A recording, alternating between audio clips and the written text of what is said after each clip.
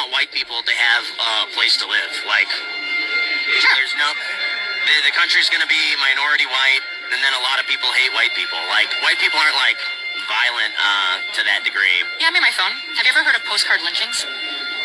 What? Postcard lynchings. No.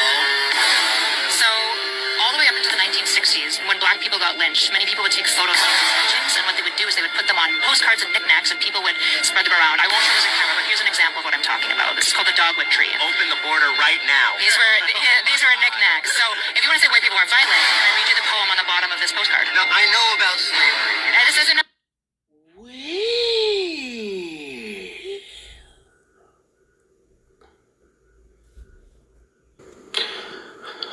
See, whenever they're met with their atrocities and the shit that they done, they don't want to hear it.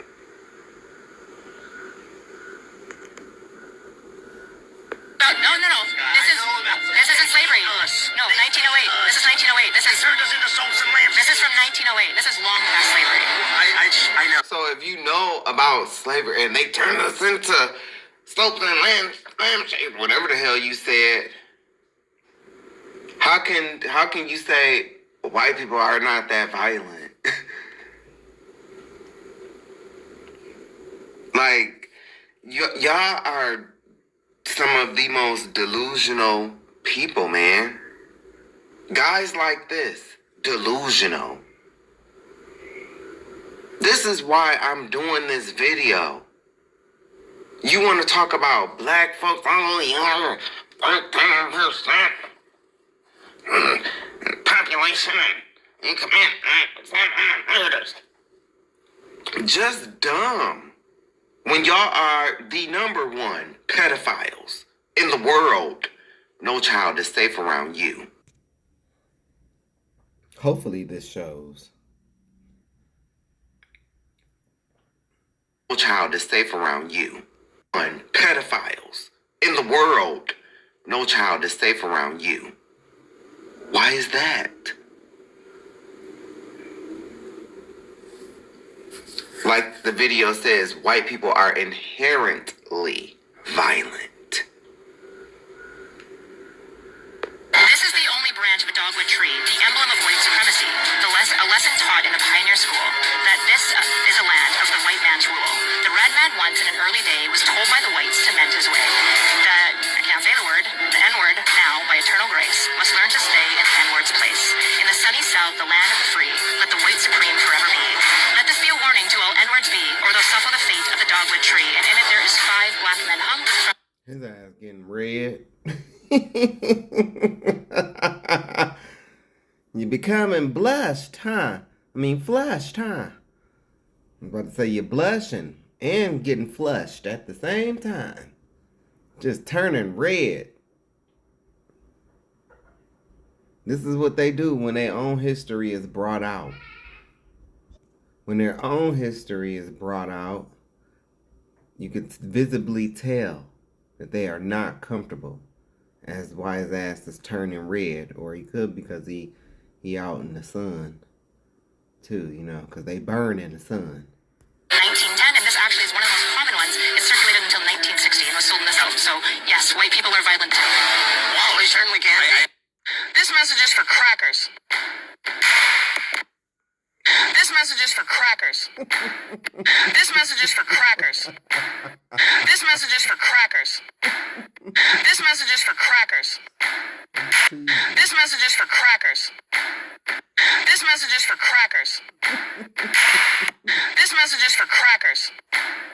This message is for crackers. This message is for crackers. This message is for crackers.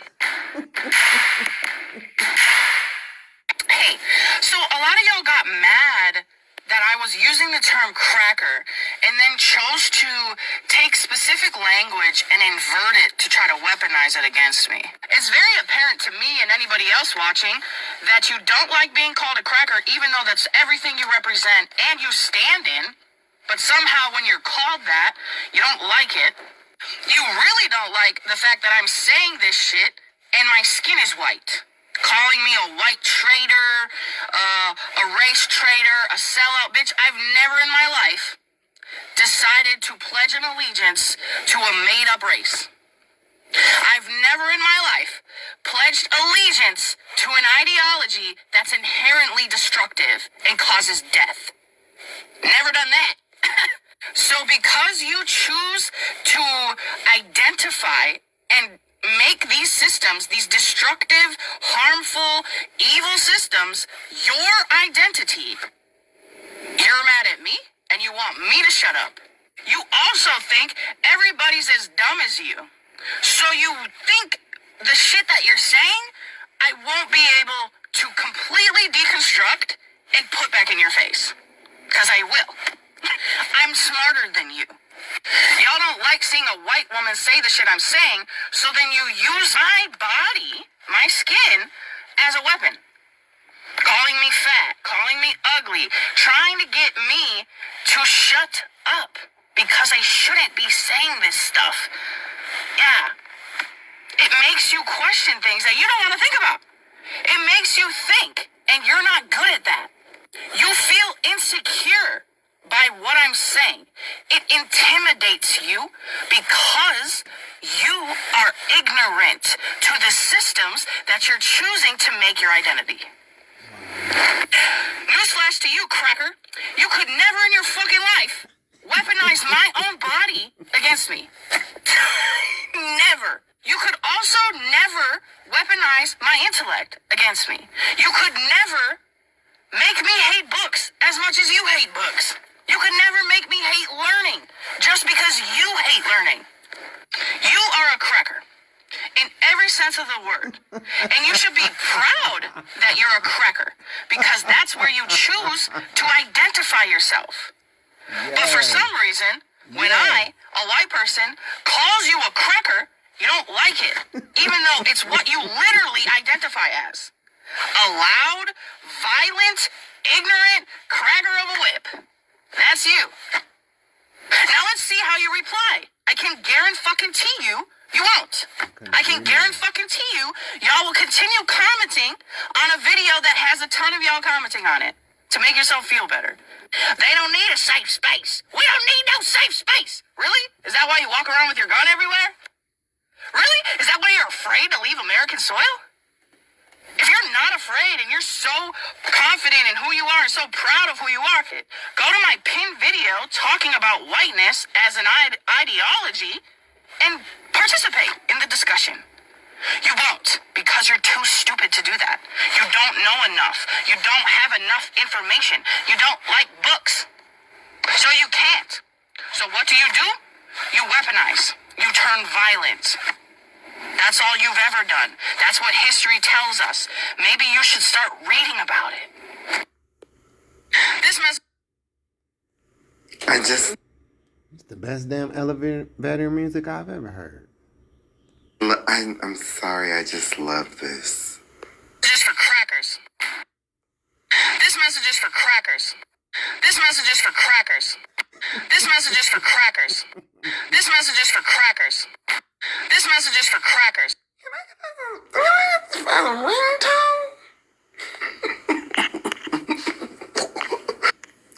We might stay here for a little bit. This message is for crackers. This message is for crackers. This message is for crackers. This message is for crackers. This message is for crackers. I just love that. Oh, that's so cute. That is so cute. This message is for crackers. This message is for crackers. This message is for crackers. This message is for crackers. So cute. Oh yeah, we gonna have to share that. So we gonna come back to that. Have to share that. Mommy, look! It's a wet chicken. Bitch, every time I see this, it just looks like I don't know, like it's giving giraffe. I don't know how. I don't know why, but it's giving giraffe. Every time I see, like, it's giving giraffe, like a wet giraffe. I know, like, there's no long neck, but her, like, face, well, I think it's a her. She looks like a Cody. But it's giving wet giraffe. I don't know why. How can my hair be cultural appropriation when Vikings are literally the ones that invented... Hi, my name is Honey and I'm from Iceland, and I wanted to share a bit of history with you. See, you're so interested in Viking history. Did you know that the only reason why you know as much as you do about the Vikings is because of the Icelandic people that wrote the Icelandic sagas, one of which was Snorri Sturluson. He also wrote the Brose Edda. He's the reason why you know about Norse mythology. Anyway, he was my great-grandfather going past 18 generations. He was talking about his own great-grandparents going back another 10 to 15 generations.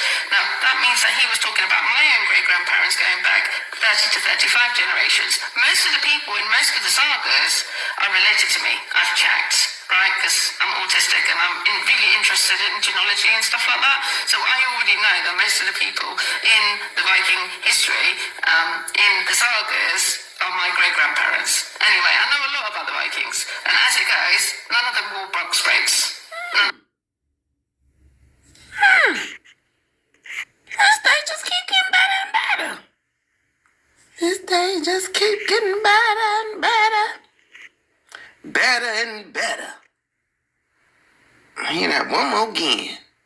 In the Viking history, in the sagas, are my great-grandparents. Anyway, I know a lot about the Vikings. And as it goes, none of them wore box braids. Anyway, I know a lot about the Vikings. And as it goes, none of them wore box braids.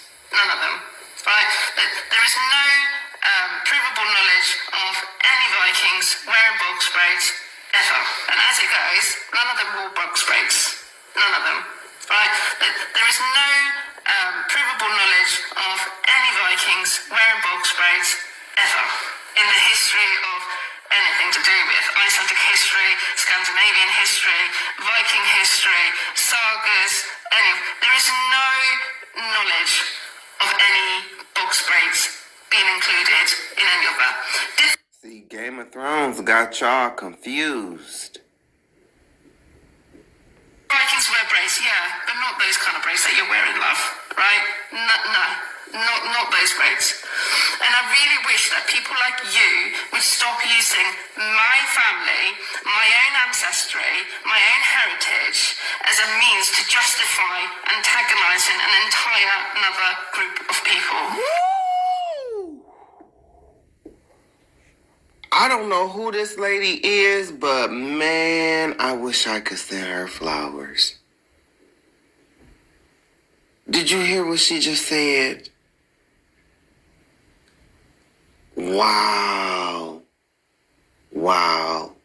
Thank you, lady. Like, thank you.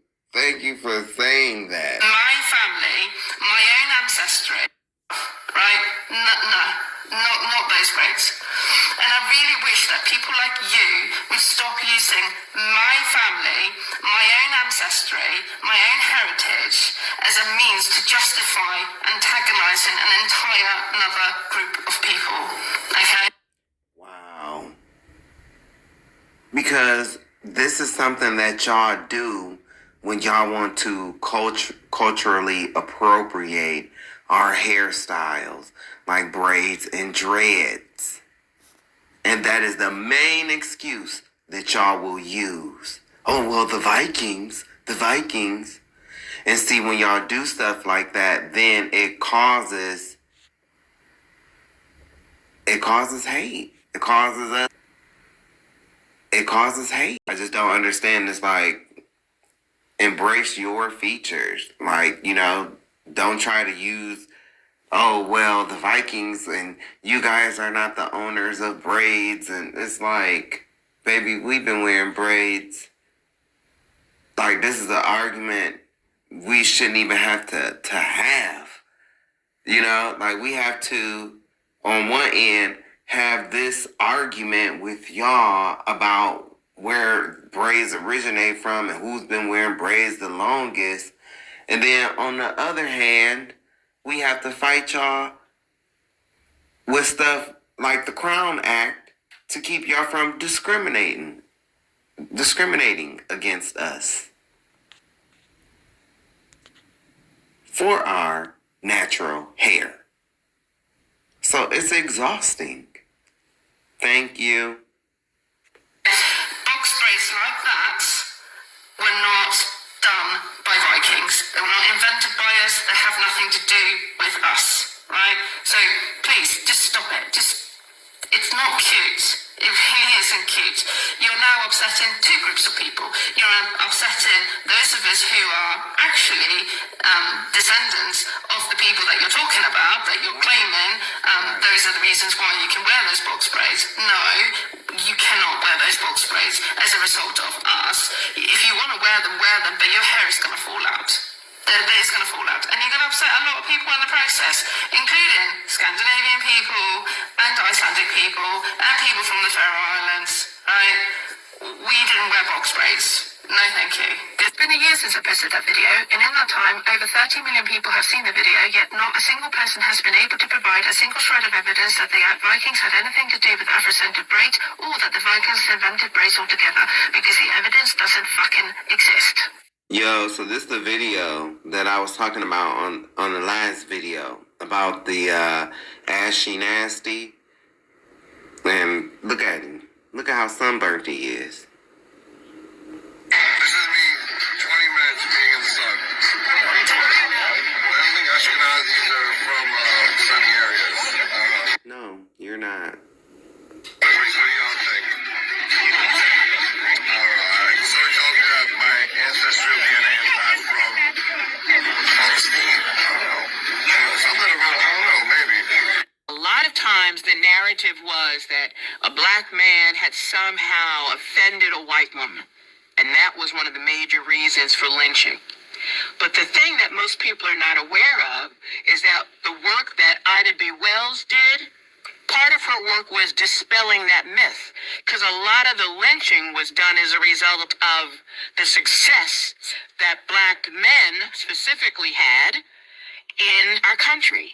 So we have an example of that right here in Memphis with the People's Grocery. They had a successful business. There was a white business owner right across the street who didn't like the competition, wanted the city to shut them down. There was an altercation that happened, and the three black men at the People's Grocery were taken into custody and later lynched. Again, not because of anything they did to a white woman, but because of their success. So what we have to look at today in terms of where some of this anger comes from, it comes from the fact that many in the white community are fearful of the success of African Americans. A lot of times, I love you, black woman. Love you. Hope you're having a great day. Call it is. And I hate to say this. A great day. Call this what it is. And I hate to say this. This is nothing but anti-black racism. We're standing here as full creeks, and yet we're denied just because of how we look. It hurts. We're getting calls every day from creeks of African descent saying, why? Why do they hate us so much? We're just as creek as them. We know who our nation is. We know what the contributions of our people were. We know that our people spoke the language. We know our people walked the trail of tears just like other creeks. We know that some of our people were enslaved and built up the Creek Nation and then rebuilt it after the Civil War. We know that without creeks of African descent, there may not even be a Creek Nation today. And that's why we will not give up this fight. Now let's call this what it is. Yo, shout out to all my family down in Muskogee, Oklahoma. My Uncle Rocky and all of the whole crew down there. My Aunt Ethel. All my family down in Oklahoma. Shout out to y'all. So I told y'all that, yes, I am foundational Black American. Like whether they accept me or not, or, I don't care. I am, because the bloodline that I come from is foundational Black American, whether it's on my mom's side or on my dad's side. But I'm a Hebrew first, because my lineage, yes, it might start here, over here in America, but I know that my people come from Israel. Now, whether we was a part of the Northern Kingdom, where we set sail and we sailed here in 720 BC, and we came to the Americas, whether we was in that part or the Southern Kingdom, which is Judah, that's the Black Kingdom. That kingdom was in the land longer than the Northern Kingdom. See, the Northern Kingdom is, Israel. That's the 10 lost tribes, right? So they was removed first. The Northern Kingdom. They were taken to Assyria. And then from Assyria, they set sail. They sailed down and around Africa, and they came to the Americas. It took them 1.5 years to get here. Issachar was there. The 10 northern tribes, they knew how to read the constellations. And our people knew that the earth was not flat. We knew that the earth was round, and we knew that land was over here. King Solomon had a naval fleet. So, and then, so that's the Northern Kingdom. The Southern Kingdom is Judah or Judea. And that consisted of Levi, Benjamin, and Judah. And all my life I've identified as black. Growing up, I knew, I've heard stories about, my grandfather, being born on a reservation. We've even met our family down in Alabama, our native family. We met our family. Like, been to the grounds that my grandfather was born on. He was born, on a reservation, stayed there till he was 7 years old. So I know that we are native. On my grandfather's side, we are Cherokee. On my dad, this is on my dad's side, we are Cherokee. And then I think my grandmother, the woman that he married, was Choctaw. And then on my mom's side,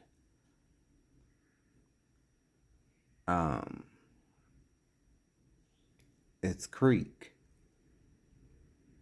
It's Creek. And my mom's mom, my grandmother, was born in, I think it was Hot Springs, Arkansas. And her older sister, my Aunt Steen, you could definitely see, the native features. Not so much in my grandmother, because my grandmother dyed her hair blonde. So, but in her oldest sister, you can definitely see it. And so I'm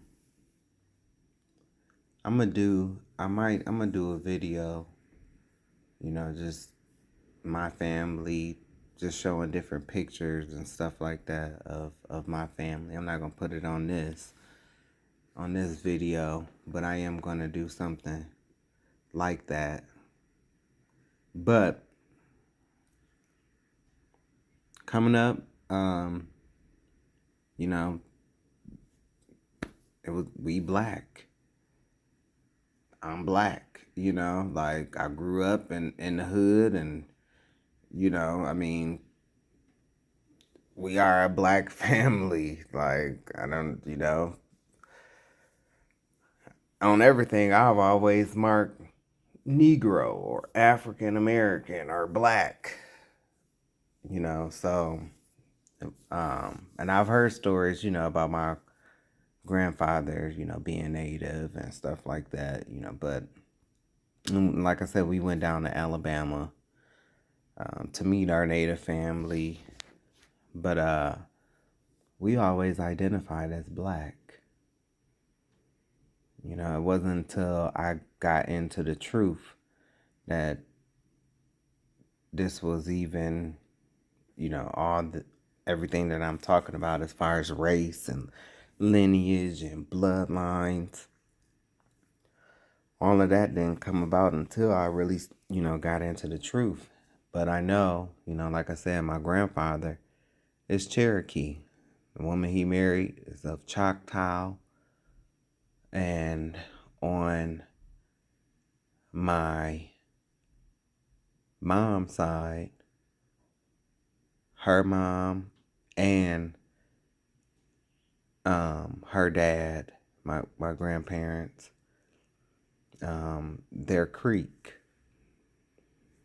And especially with my granddad on my mom's side, like what this guy is talking about, yes, it's very real because my grandfather is darker than this man. And we are Creek on my mom's side of the family. So shout out to my family. I don't really have a relationship with my family today. It is what it is. But no love lost here. I'm doing great.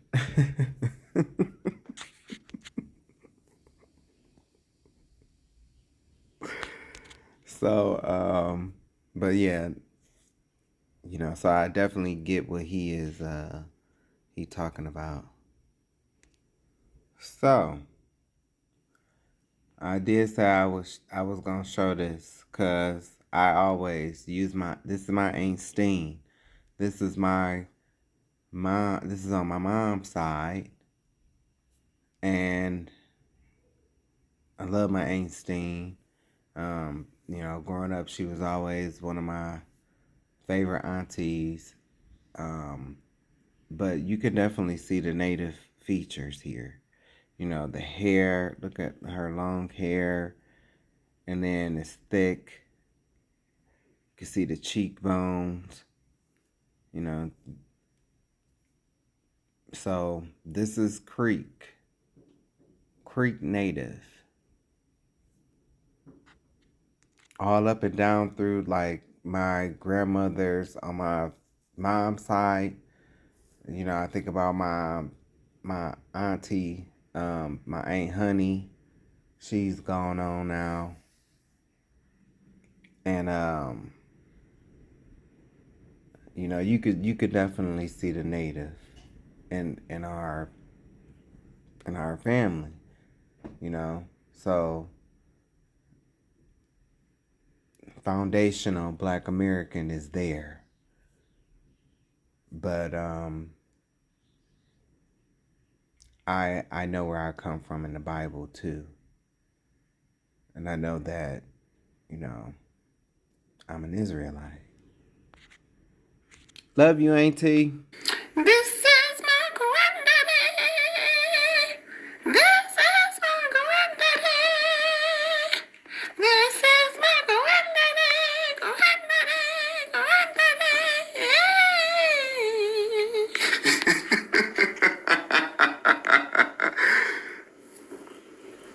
This is my granddaddy.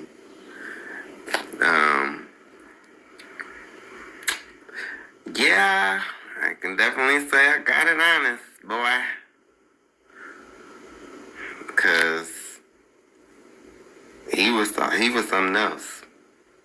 He was definitely, he would tell you what he thought. And he had his own radio show back in them times. But this is my granddad. He was a pastor. He opened up his own soup kitchen ministry. And it's still going strong to this day. So I definitely got it honest. Like I said, I will be a 4th generation pastor. No, thank you. I'm more than a pastor. I'm more than a pastor. And so, but I cannot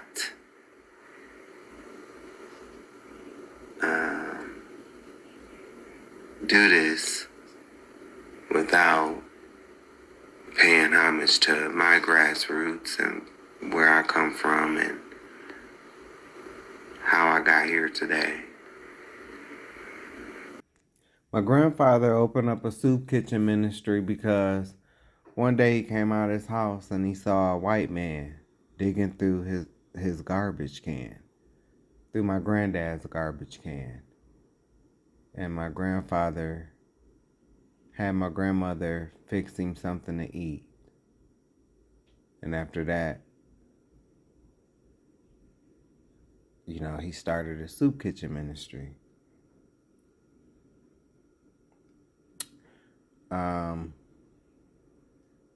And I'm sharing this because my grandfather is Black history. My grandfather is Black history. Was he a perfect man? No. There's only one that's perfect, and that's the Most High. But my grandfather was an honorable man and a very intelligent man.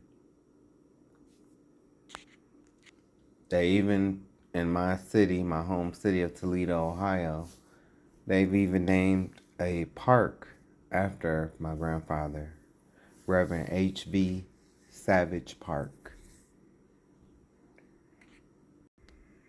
See? There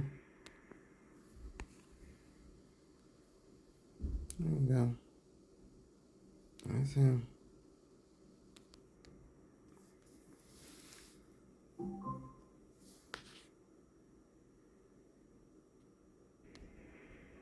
This was the first building.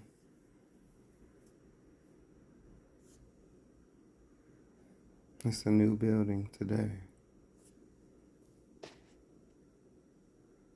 That's not my grandfather in the doorway. I don't know who that is. Alright, so picking up where we left off. Number 112, Flint, Michigan riot, 1967. So it seemed like Flint been going through some stuff, huh? This was Thursday, July 27th, 1967.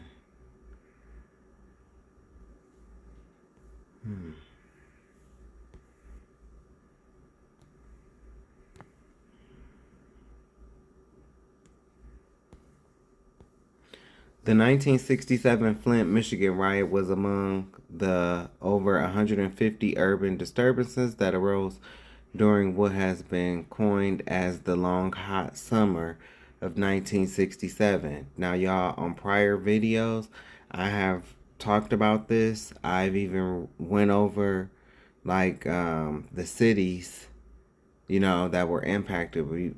I read a list of cities, showed it to you, so go check out the previous videos. Prior racial tensions and underlying resentments were an unfortunate common theme shared in many of these instances of civil unrest. In Flint, as with many other cities in Michigan and around the United States, blacks were locked out of better housing due to discriminatory laws and were restricted to residing in certain areas of town. In addition, the housing that was available for African Americans, aka black people, was noticeably inadequate when compared to the residences of their white counterparts.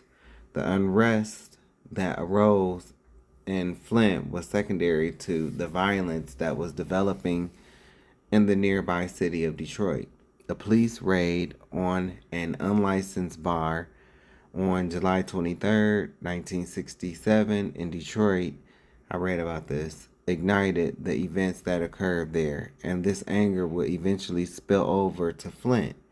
At 10 p.m. on July 24th, in the largely black areas of Flint, vehicles were stoned, businesses were firebombed, and store windows were smashed. This resulted in a state of emergency being declared by Flint Mayor Floyd J. McCree. Ironically, the first black American to hold the post. McCree's order stated that no liquor or gas could be brought, and only law enforcement could carry weapons in the city. 102 people were arrested. 102 people were arrested for their part in the disturbances, and the Flint Fire Department responded to 40 calls. Mayor McCree summoned local public officials together, including the county prosecutor, Robert F. Leonard. During the meeting, local black leaders cautioned that greater unrest could result if responses to the concerns of the black community were not heard and acted upon. In an attempt to de-escalate the situation, Leonard released those who had been arrested under the condition that they return to their communities and try to restore peace. Flint police officers were enraged at the prosecutor's decision, but his gamble paid off when further violence was avoided in the city. Flint and Detroit were not the only Michigan cities that saw disturbances in 1967. Grand Rapids, Lansing, and a handful of other cities experienced varying levels of violence as well. These events in the state prompted Michigan Governor George W. Romney to propose a statewide ban on housing discrimination in an attempt to ease racial tensions. Although the proposal was vehemently opposed by members of the Michigan state legislature and many white citizens throughout the state, it was signed into law in 1968. The disturbances also provoked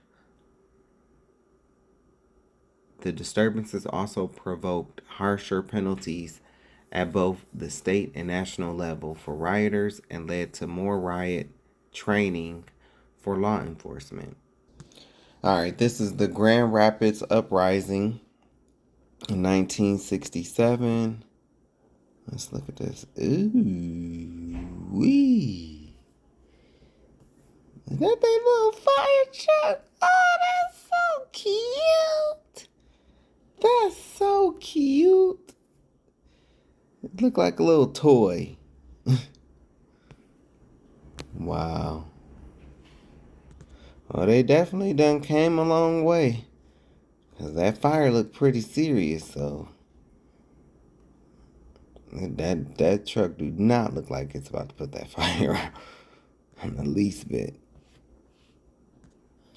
Grand Rapids Uprising, 1967. The 1967 Grand Rapids Uprising occurred on July 25, 1967, in a predominantly black and impoverished neighborhood in Grand Rapids, Michigan. The uprising came only days after the much larger uprising in Detroit, Michigan, but a post-riot official report titled Anatomy of a Riot, written by the city's planning department in November 1967, did not believe the two were related and that it was only a matter of time before the black American community in Grand Rapids would have exploded. The official report detailed extreme poverty, joblessness, poor schooling, and segregation as the causes for the frustration and unrest in the black American community. Many black Americans complained of poor housing conditions, which was exacerbated by redlining, a hidden practice to deny mortgage to people of color, to keep them out of white neighborhoods. They also blamed poor educational conditions in the public schools and a lack of educational opportunity. In addition, employment discrimination was rampant since many of the white-owned businesses in the area refused to hire black people. Weeks before the uprising, police had begun to aggressively crack down on drugs and prostitution in the area, escalating tensions between the community and police. The night the uprising began, Grand Rapids police raided and shut down an illegal bar, forcing many of the bar's patrons onto the street, where they witnessed other police attempting to arrest a black youth who had stolen a car. The youth had a broken arm and wore a cast. As police tackled him to the ground, people began to accuse them of brutality against a crippled Negro. Crowds formed and people began throwing rocks and bottles at the police while singing, "We shall overcome." By the second night, rioters had begun using Molotov cocktails to burn down any businesses and houses. A curfew was imposed, liquor sales were banned, and gasoline sales restricted.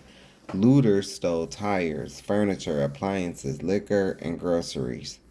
A white backlash emerged on the second day of the uprising as some white residents of Grand Rapids acted as vigilantes to help contain the uprising to the black neighborhood.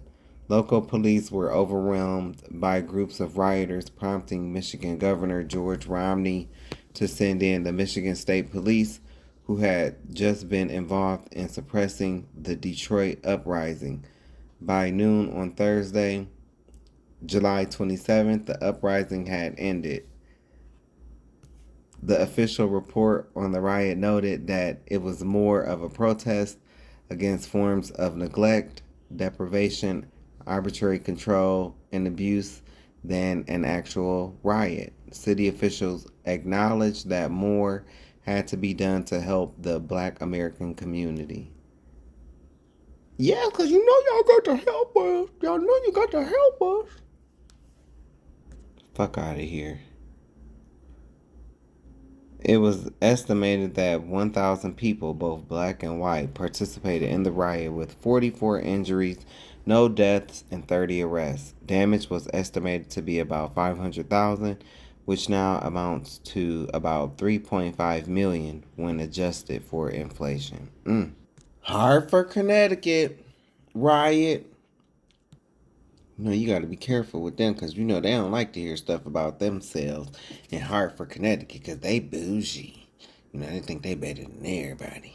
Don't tell them I said that. It's supposed to be a secret. You know how them Hartford niggas is. I think they better than everybody. Oh, we from Connecticut. You know how them people is in Hartford. That's why Jersey and B-More can't stand them. No, I'm just playing. I'm just playing. Because you know how, hey, they be petty down there, like on the East Coast, and that might actually start something. I'm just playing, y'all. Hartford, Connecticut, in the late 1960s, was a city immersed in racial unrest, class disputes, and activism. The city was a dichotomy between the ghetto, predominantly black or Puerto Rican and impoverished, and the North End and South End, white and middle or working class. Y'all, please remember, these are not my words. I'm reading this, you know, so I would have wrote this a little differently, but continuing on. The black population had grown dramatically in 1965 from 25% to 75%. Job opportunities for Puerto Rican and black people were few and never well paying, with the added hindrance that white people owned 80% of the business in the North End. Damn, that's messed up. Job opportunities for Puerto Rican and Black people were few and never well paying, with the added hindrance that white people own 80% of the businesses in the North End. Racial discrimination permeated every aspect of the city, and police brutality, in particular, was heavy on the Black Hartford citizens. On March 11th, 1965, representatives from the NAACP, the Catholic Interracial Council, Congress of Racial Equality, and the North End Community Action Program met with Hartford's Commission on Human Relations in an attempt to win urgent action for civil rights and safety. This disappointing attempt at peaceful change was quickly followed by violence. The first sparks of rioting in the city began on July 12, 1967, when a Black teenager, William Tools, was arrested and brutalized for supposedly swearing at a waitress. The explosion occurred on September 18, 1867, when the Black Caucus of North End Hartford led a march to protest housing conditions and neighborhood segregation in response to the murder of a Black youth by a police officer. They were met by 250 armored policemen before they could reach the South End. Chaos ensued with window breaking, fire setting, looting, and assaults on property, building, and cars, including police cruisers. So now we fast forward to this time, right? And so now Black folk is turning around doing the same stuff that the Irish and other white mobs will come and do to them. It's crazy. So chaos ensued with window breaking, fire setting, looting, and assaults on property, buildings, and cars, including police cruisers. The Black Caucus encouraged violence and riots as the only option against white oppression. The Black Panther Party, which had recently opened a chapter in Hartford, called on Black people to arm themselves and to patrol the police. They established the Black Citizens Review Board to investigate police brutality. Tensions reached a boiling point in the summer of 1969. By June 1969, there were numerous incidents of shootings, looting, and arson that consumed cars and buildings. Black youth fought against state and city police in the streets, damaging nearly 100 buildings, including a public library and a North End supermarket. On June 6, Hartford Mayor George B. Kinsella instituted a city curfew and an official state of emergency in order to curb the violence. On August 10th, Puerto Ricans rioted following the assault of an elderly Puerto Rican woman by Comancheros, a faction of white male motorcycle gang Hell's Angels. The Hartford police had done nothing in response to the assault or other anti-Puerto Rican incidents. Consequently, Black Americans and Puerto Ricans allied against the police on September 1st after teenager Dennis Jones was shot and deleted by a West Hartford police officer. On September 2nd, another curfew was set, and by the end of the following day, 266 people had been arrested and the North End was burning. By September 5th, 500 people had been arrested. The curfew was finally lifted on September 8th. The violence in Hartford ended, but the fight for civil rights by both Blacks and Puerto Ricans continued. So,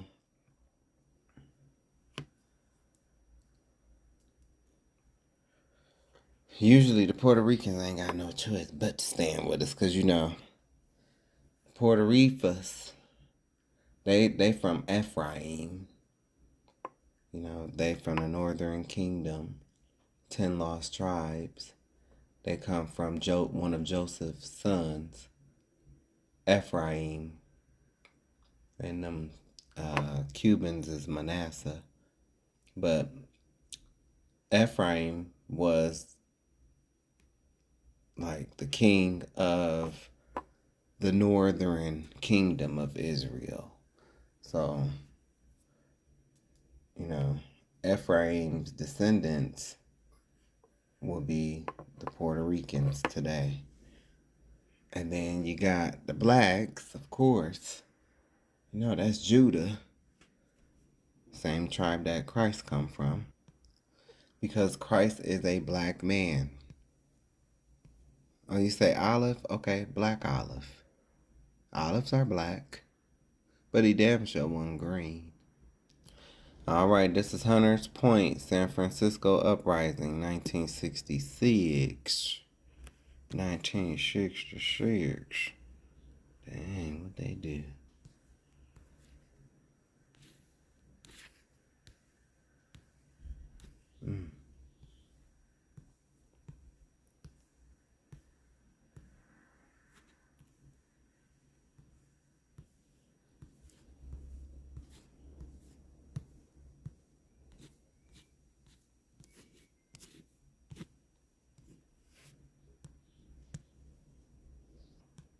The Hunters Point Uprising began on September 27, 1966, and lasted 3 days. At that time, it was the largest riot in San Francisco, California since the anti-Chinese riots.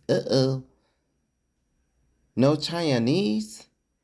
They didn't want you Chinese here either? And some of y'all have the nerve to be so prejudiced today. And they had anti-Chinese riots. Almost 90 years earlier. The uprising began when police chased and attempted to arrest 3 teenagers. Is it Darrell Mobley, 14, Clifton Bacon, and Matthew Peanut Johnson, 16, who were joyriding in a stolen car in Hunters Point, a primarily black neighborhood at the southeast corner of San Francisco. After their car stalled, the teenagers split up and ran from police. Police officer Alvin Johnson gave chase and, according to an official city report, told Matthew Johnson, "Stop! Hold it! Or I'm going to shoot!" You know, that's their favorite words. You know, those are their favorite words to use. They say it, they've already made up their mind that they was going to shoot. That's why people keep running. I never understood, like, what... Especially, like, in certain situations. But you know what? That's another time, another place. Unarmed, Matthew Johnson continued to run, and Officer Johnson shot him 4 times, killing him almost immediately. As words of Matthew Johnson's killing spread, crowds began to form at the corner of 3rd Street and Palo Avenue in Bayview Hunters Point neighborhood. Police Commander Henry Nelson met with local community leaders and residents and assured them an investigation into the shooting was taking place. Yeah, sure, we've heard that before. Residents were not satisfied. I can see why. And by 7:35 p.m., rioters were throwing bottles and rocks at police and looting local stores. The uprising will continue for the next 3 days and spread into the Fillmore District, another predominantly black area west of downtown San Francisco. Governor Brown called a state of emergency and dispatched 2,000 National Guard troops with tanks. These troops were in addition to the California Highway State Patrol and San Francisco police officers already in the area. The police also work with the local volunteer group, the Peace Patrol, to help encourage residents to stay off the streets. The Peace Patrol took it upon themselves to restore peace, but found it difficult to work with the police after police fired over the heads of protesters and into a community center, protecting 200 children from the violence. And what happened to that school over in the quote-unquote Middle East? Sound familiar?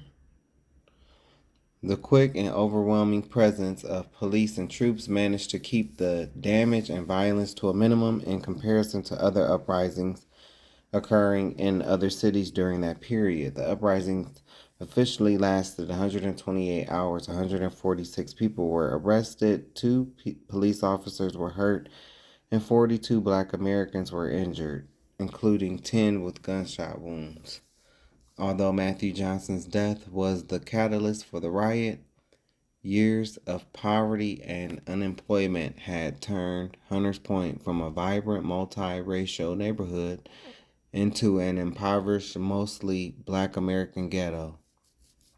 Drugs and violence were rampant in the area, and most people lived in squalid public housing projects. Many of the residents were involved in criminal activity as well.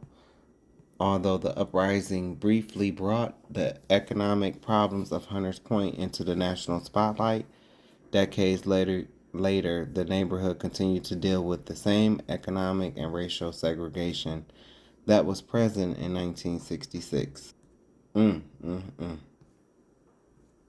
It's crazy. They can say stuff like this, right?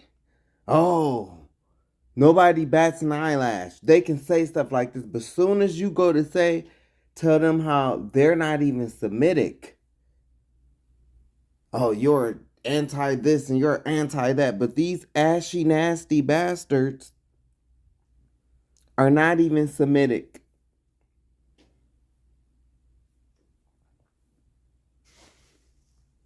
And if it's anybody that's excluded from the new world to come, it's these people. This is probably not even his real name. This is one of them ones that was saying like, like, yes, I'm white, but I'm Jewish, you know? Because somebody else, he's like, well, you look like a white man.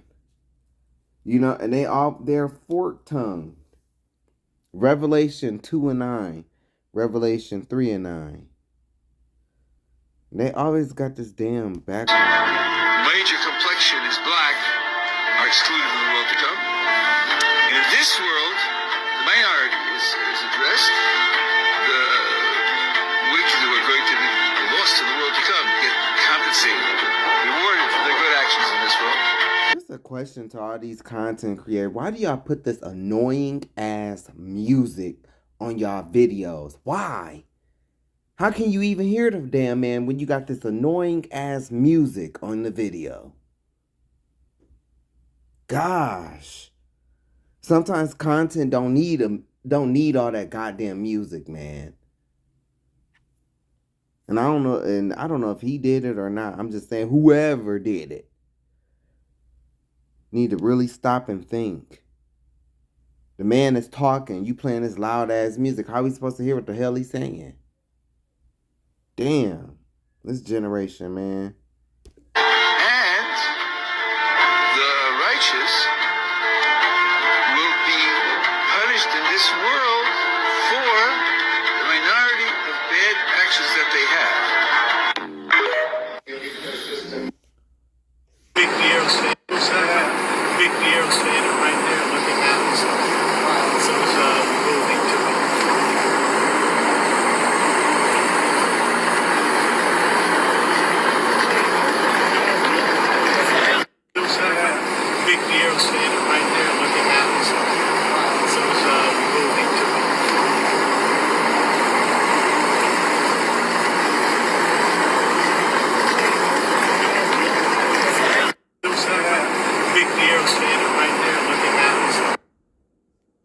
know, you have to pay tax on that money, what you borrow.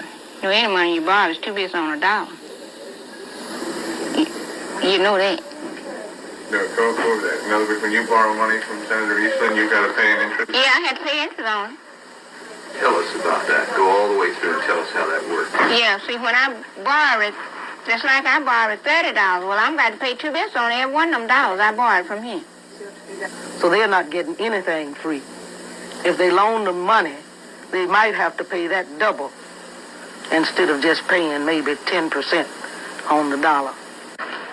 Tell us about what your family is going to eat until you get more. Well, they'll eat some turnip greens and some cornbread. All I know, because I don't have anything else. And I don't have no money to buy nothing with. I don't have no job. I have been trying to get one, but I can't. And the boy, I need money now for him. He finished in school. I got to pay that money off for him, you know, in school. And he's graduating from high school to trying to go to college. Do you feel that your 7 children are getting enough food to eat right now this week? No, I don't think they is. He can't choose the food if he doesn't have the money to buy the stamp. It would give him dignity if he had something he could do and then, had enough money that he could buy the stamp. But he can't hold up his head in dignity if he got to go up there and listen to people telling me, well, you better have some money. You better get you a job because you won't get the stamp for $3 next month. Worked hard. I get up at 4 o'clock and get my breakfast done. Just at dawn of day, I go to the field and we pick cotton. Mr. and Mrs. Haywood Jenkins of Sharkey County, Mississippi, have, between them, picked cotton for over a century.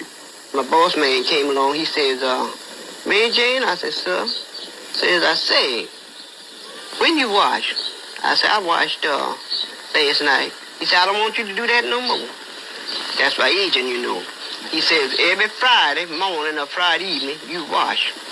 And let all the children stay there with you until you get through. When you get through, then y'all can go back to the field and wait. Now, the agent was mean, some of them. Some of them was mean. They want to hook the colored people. And that time, the white man come along. He says, hey, but you ain't in the field yet? He just had started applying. He said, yes, I've just not had to eat my dinner.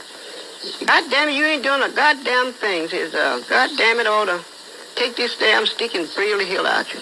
He said, no, he said, if you free the hell out of me, goddamn, I free the hell out of you. It'd make me feel bad if I was under them, you know, how mean they was to treat us like that. It's a big blaze. You see things on fire, a big blaze. Well, what did it look like? It's a big blaze. You see things on fire, a big blaze. It's burning down. Just burning up the whole thing. Just burning up my grandmama's house, churches, and everything. They burn up everything we had. All our clothes and everything. Our grandmothers, great-grandmothers, they refused to talk. They were very stoic. They didn't tell us about slavery. Have y'all noticed that? They didn't tell us stories about Harriet Tubman. All of these things we learned in school because our grandparents and our great-grandparents were silent. They could not speak about their ethnicity, their true ethnicity, their indigenous nature, their indigenous heritage. So in the 20s, the 30s, the 40s, or whatever, you know, black people or indigenous people of this land could not claim it. They would kill you if you claim your native tribe or said it out loud. You know what I mean? This has been a hard. If you just had been here and listen to all this and see some of it, then you would have known just what it was. But we lost everything. We own the land. Yeah, we own all the land. They'll run you out on your own, just like they did us. Listen to this man read some of the stories from the diary of a slave owner named Thistlewood. Even though we all think we're familiar with the routine horrors of the slave trade, when you read what some of these slave owners did, it really does make your stomach heave. Here are 3 accounts of punishments meted out by Thistlewood in 3 months in 1756. Darby catched eating canes, had him well flogged and pickled, then made Hector shit in his mouth. rubbed Hazard with molasses and exposed him naked to the flies all day and to the mosquitoes all night. Flogged Punch well, and then washed and rubbed in salt pickle, lime juice and bird pepper. Made Negro Joe piss in his eyes and mouth. He was a plantation overseer. He documented so much violence and the brutal things that they did to slaves back then. And this is just one of his many, many brutal, cruel stories. If you haven't read his diaries, you should go look it up. Robert Thistlewood. But Does this make any sense? You don't like black people, but you're willing to travel from Europe to Africa, right? Back to Americas. You know how long that trip took? Sometimes it took 1 to 6 months. You spent 1 to 6 months in treacherous waters to get Africans just to say you hate them? I've been thinking about that all day. You hate us, but you went to go get... I wish I dried up. I wish every drop of my milk slipped past those pink lips and nourished the ground, where the bones lay of my babies, starved while I feed their murderer. I wish I dried up, so the Mrs. babies would dry up too, and be brittle, so I could crumble them to dust, return them to the ground, where all children of my bosom lay equal. Every Native American tribe I've met, every federal petition I've met, all use Jim Crow and the Plecker Law and eugenics and all the different things to argue their federal petitions. They have to identify as Negroes to be recognized as an Indian tribe. Think about that. That's deep. Southeast Indians that apply have to prove they have Negro in them to be recognized. Don't believe me? Look it up, check it out. I can tell you why the Yamasee is a problem. Because we're the only tribe that look like we were identified. How do I fake being a Negro? They be like, oh, y'all pretendians. How do you fake being a Negro? This is the description of my people. How do I pretend to be something that I, quote, look like? They say Seminole, Seminole, Cimarron, Maroon. So I hear my Maroon brothers say, oh, we're Maroons. To them, that equates to African. No, it doesn't. Cimarron, runaways, wild ones, the runaways. And you'll hear similar people say, no, that's not true. Well, I got links in our IG that says, yes, they don't want for that to come out. All right, so we at the 116 Miami Liberty City riot 1980. I don't know what this is, but that's the picture.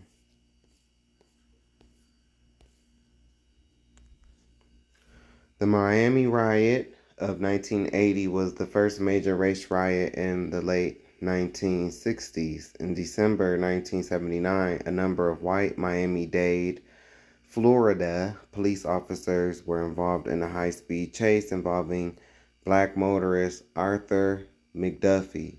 Police reports said that the chase ended when McDuffie crashed his motorcycle, ultimately leading to his deletion. However, coroner reports suggested that the cause of death was not consistent with the motorcycle crash.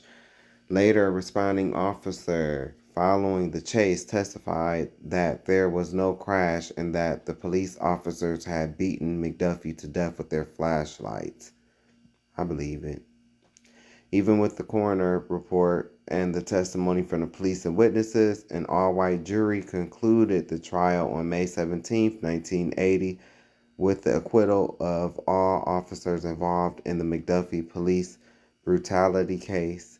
News spread to the surrounding areas and residents of mostly black American Liberty City, home to half of the city's black and Afro-West Indian residents, took to the streets in protests, which soon turned violent as some protesters began throwing objects at passing white motorists who drove through the area. By nightfall on May 17th, the violence escalated into a full-blown riot as angry blacks attacked motorists fleeing their vehicles. The riot moved into neighboring white businesses, districts, and the headquarters of Dade County Department of Public Safety. When black leaders from the Miami-Dade County NAACP and national leaders such as Jesse Jackson were unsuccessful in halting the violence, the Florida National Guard was then called in to aid the Miami-Dade police force. The guard and local police blocked off Liberty City, and from that point confined the riot to Liberty City. By May 20th, order was restored. 10 blacks and 8 whites died in the Miami riot. More than 800 people have been arrested in a 4-day period, and the property damage to the area was in excess of $80 million. Dang. Some have also argued that the riots were a clear example of the dissatisfaction and alienation of a younger post-civil rights Black Power generation of Black American youth with both the tactics and strategies of an older generation of Black leadership, as well as with continuing racial discrimination. Their blatant disregard of the efforts of leaders like Jesse Jackson to end the conflict showed the growing gap between the views of the two generations.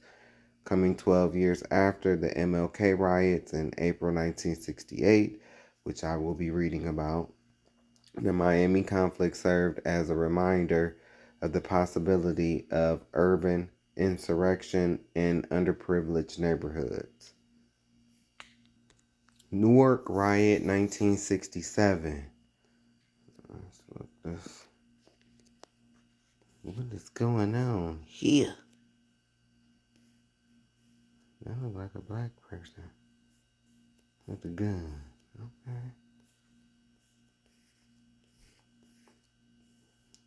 No checks cashed today.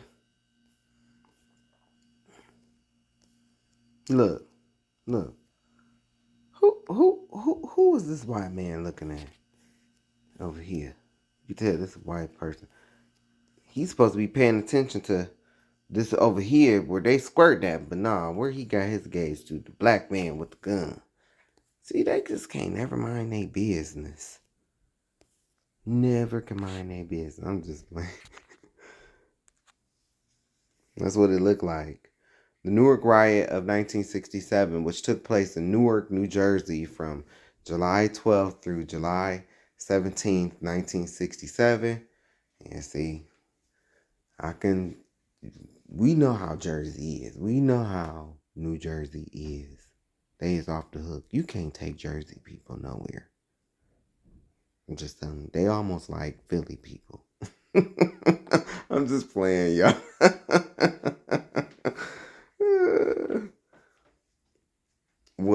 So the Newark Riot of 1967, which took place in Newark, New Jersey, from July 12th through July 17th of 1967, was sparked by a display of police brutality. John Smith, a Black American cab driver for the Safety Cab Company, was arrested on Wednesday, July 12th, when he drove his taxi around a police car and double parked on 15th Avenue. According to a police report later released to the press, the police claimed that Smith was charged with tailgating and driving in the wrong direction on a one-way street. Smith was also charged with using offensive language and physical assault. A witness who had seen Smith's arrest called members of the Congress of Racial Equality, the United Freedom Party, and the Newark Community Union Project. These civil rights leaders were given permission to see Smith in his 4th precinct holding cell. After noticing his injuries inflicted by the police, they demanded that he be transported to a hospital. Their demands were granted, and Smith was moved to Beth Israel Hospital in Newark.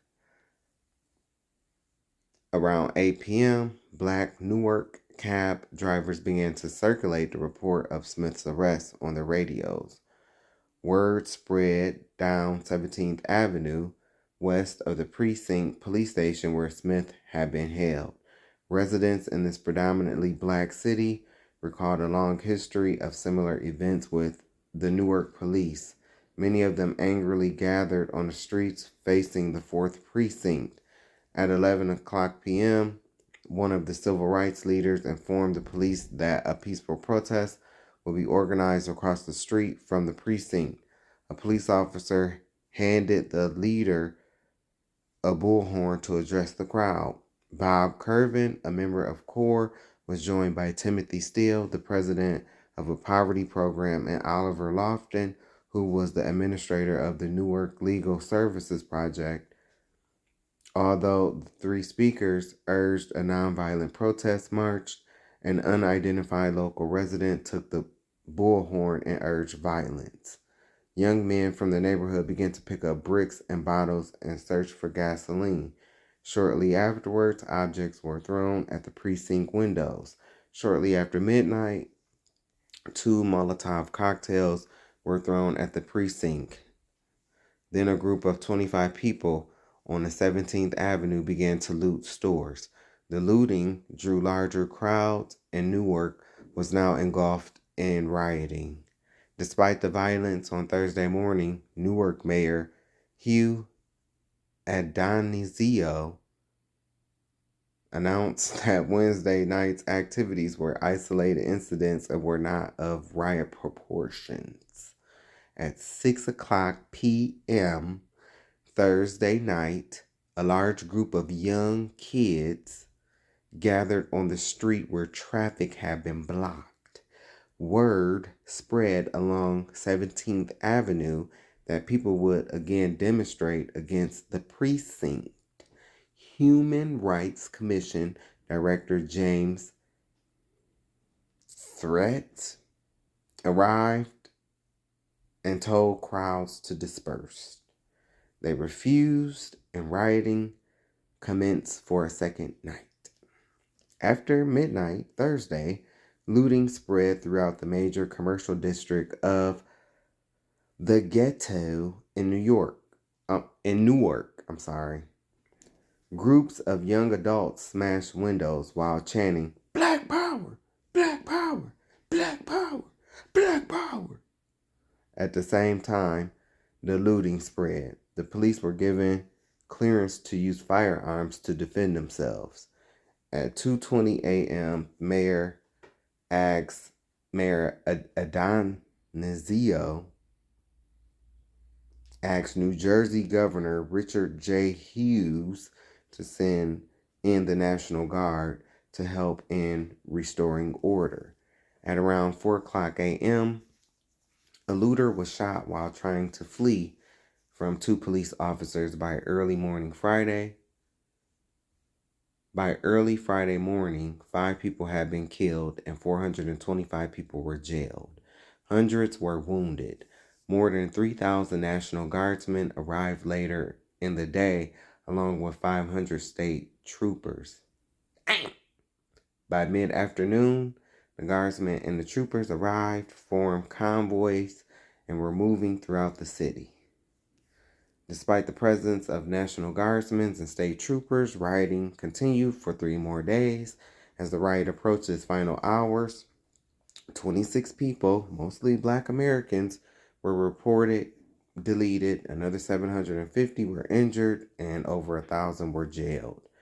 Property damage exceeded $10 million. The riot, the worst civil disorder in New Jersey history, ended on July 17th, 1967. Because I'm telling you, how them Jersey people is, man. I'm just playing. I can never talk about Newark, New Jersey, because that is where the voice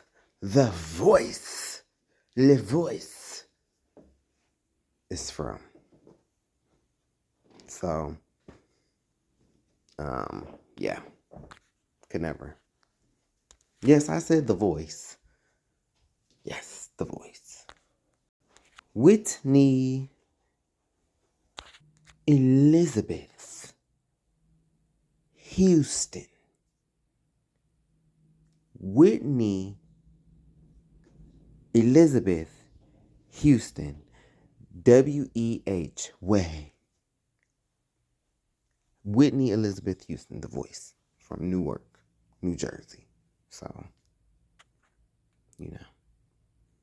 And earlier I mentioned Philadelphia. I was just playing. I can never talk about Philly because Patti LaBelle is from Philadelphia. So, Jersey, and Philly. I don't care, hands down, them two of my favorite places. Like my favorite singers are from, and Huntington, New York. But you know, New York. It's Huntington, but New York, Mariah Carey. So yeah, and the three right there. Then of course, you know, Detroit is in my backyard. Aretha. So, and Maddie Moss Clark. You know. So. Okay, so this is where we at. I just did number 116, Miami Liberty City riot, 1980. Number 117, Newark, New Jersey riot, 1967. 118, Overtown, Liberty City. Overtown, Liberty City, Miami. You got to get their name right because you know them people crazy. Trumpism era may be a blessing in disguise because, one, we didn't know who around us was racist or who lacked total empathy. The younger generation. I told you, like, white people is getting to the point where black people, we don't know who racist. We don't know if you racist. We don't know. Just like how your people feel about some black folks. Shit, they don't know. They don't know if this motherfucker gonna pull out a gun or, you know how you've heard the talking points of coming from y'all. Well, guess what? We don't know. You know, but like I said, I featured her, this white girl, on some of my videos. I like her videos, and I really do appreciate her. I really do. She a real one, for real. Realized they were raised racist and they didn't even know anything other. Please, specifically white women, anyone who's deconstructed Christian nationalism and fundamentalism or conservatism, even if you've just gotten started. Had a hell of a day yesterday, especially if you're new to this. You are seeing for the first time that black and brown people were telling us the truth the entire time. And for the first time, probably realizing that the America you were raised to believe exists does not and has never existed. You also realize that you have always been on the chopping block, and many of us, myself included, back when I was part of the movement, contributed to this. I carried water for this. Understand that white supremacy is just a tool to protect capitalism and getting wealthy people even wealthier. It's in the foundation of America, and there's a specific moment in American history where it was instilled. What I want you to do is I want you to grieve, and I want you to feel shocked, and I want you to feel some guilt. Right? Oh my God, I can't believe I bought this. I can't believe I contributed to this. Feel that and then get angrier than you've ever gotten in your entire life. Because you have to learn better now and you have to do better. And if you have black or brown friends or coworkers that you remember having conversations with that, well, I just don't think they should be protesting, or, well, if they just follow the law, I want you to have the courage to call them and say, hey, I was wrong. And I'm sorry. Conversation ends there. They are not obligated to forgive you. Think about how angry and frustrated you'd be if you've been screaming this from the rooftops for years and nobody listened to you. They're not obligated to forgive you. They're not obligated to teach you. Leave that. This video and let's talk about it. 19th is, excuse me, what's happening to the white people? They have a Black Miss America. They have a Black college. They have a Black month. What do we have? And now they have Juneteenth. Yes, I understand there was slavery, don't get me wrong. But what do we have? And now they have Juneteenth. Yes, I understand there was slavery, don't get me wrong. But there was also a Holocaust, and that was more recent than slavery. But you don't hear the Jews saying, gimme, gimme, gimme, gimme, gimme. What's the point of Juneteenth? What is it? I don't know. I'm Dr. Michael H. Ford, and let's talk about what you just saw. So this woman asked the question, what's happening to the white people? She then said they have a Black Miss America, they have a Black college, they have a Black month, and now they have Juneteenth. And then poses the question, what do white people have? Saying that you don't hear the Jews saying, give me, give me, give me, give me. Okay, let's take this point by point. Point number one. Remember, for decades, black women were excluded from the pageant entirely. Vanessa Williams became the first black Miss America in 1983, nearly 60 years after the competition began in 1921. Representation did not replace anyone, it corrected exclusion. Point number two. HBCUs were founded because black students were barred from white institutions. The Morrill Act of 1890 required segregated states to provide land-grant colleges for black students if they refused to integrate. Historically, black colleges and universities were not handouts. There were parallel systems built because access was denied. Point number three. Black History Month began as Negro Week in 1926, created by historian Carter G. Woodson to confront the systematic erasure of black contributions from textbooks and public memory. It expanded to a full month in 1976 during the nation's bicentennial. It exists because omission was policy. Point number four. Juneteenth marks June 19th, 1865, when enslaved people in Galveston, Texas were informed of their freedom. More than 2 years after the Emancipation Proclamation, it became a federal holiday in 2021. Juneteenth commemorates... One moment. I always like to point this out. Yes, Mississippi officially ratified the 13th Amendment, which abolished slavery in 2013. Although the state legislature voted to ratify it in 1995, an administrative oversight meant the necessary paperwork was never sent to the U.S. archivist, making it legally official only when filed on February 7th, 2013. So slavery was not fully abolished in this country until 2013. This is a fact. This is not my opinion. This is a fact. I've been saying this now for quite some time.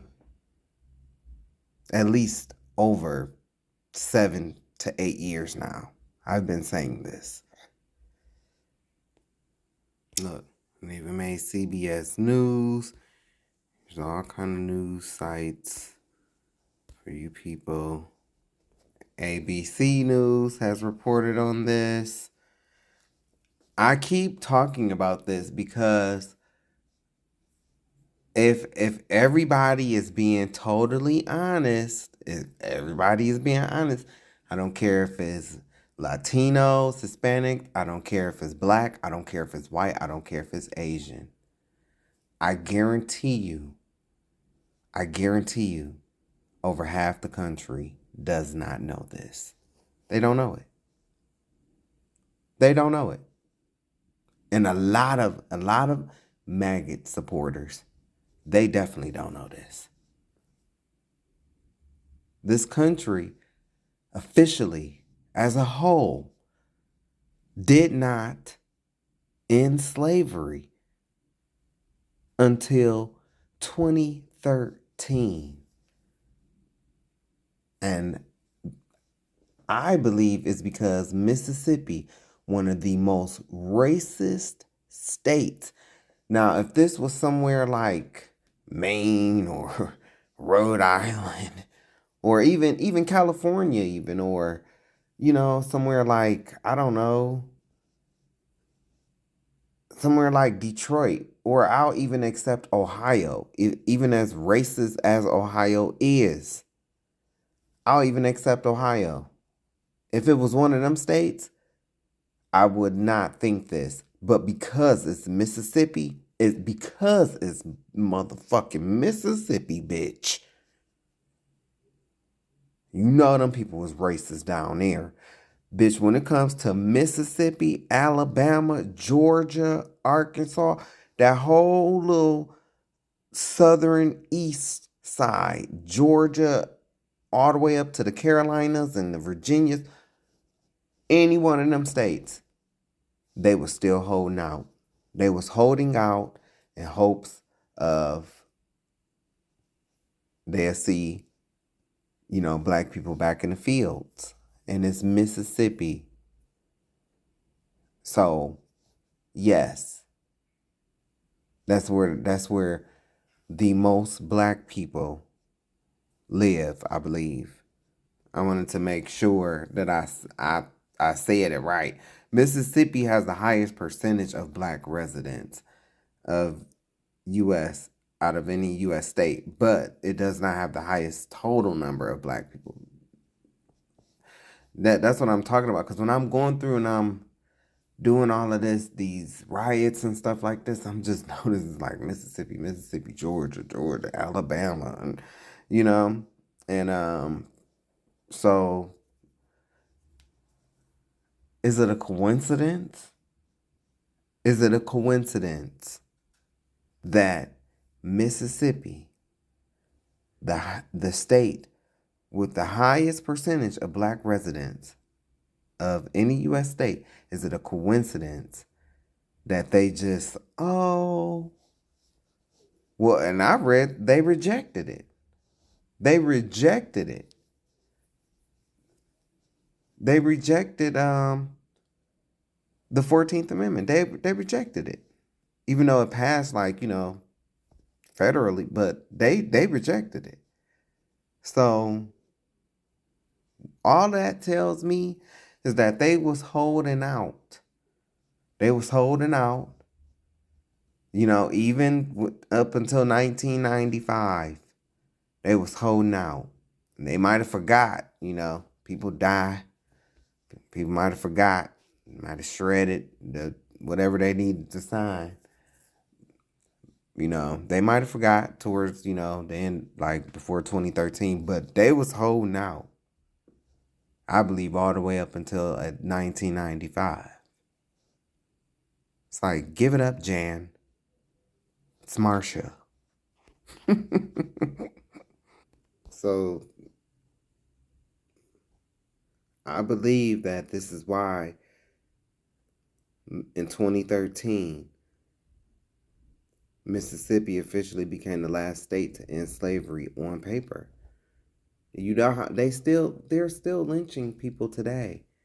We're uncovering this today. And this means that slavery did not officially end in the United States of Amessica until 2013. Now, see, I have, this in the back of my mind makes me question certain things as well, like, for instance, to my Hebrew elders, we talk a lot about, God and the 400 years and stuff like that, but I mean, what if this 2013 date comes into play? How does that impact the 400 years? I don't know. It's just that's just me and my, doesn't matter, because as a Hebrew, the Most High, what I've come to know about the Most High is the Most High is going to do things when he gets ready. You can't force him. You cannot force his hand. He gonna do things when he gets ready. He will have mercy on who he gonna have mercy on. And, and I always tell my, Hebrew brothers and sisters, y'all better get prepared, because there might be some brothers who, you didn't like necessarily, but you might just see them in the kingdom, and amen to that. Whoever make it, that's an awesome task. It is. So, but yes, he gonna do things when he get ready too, and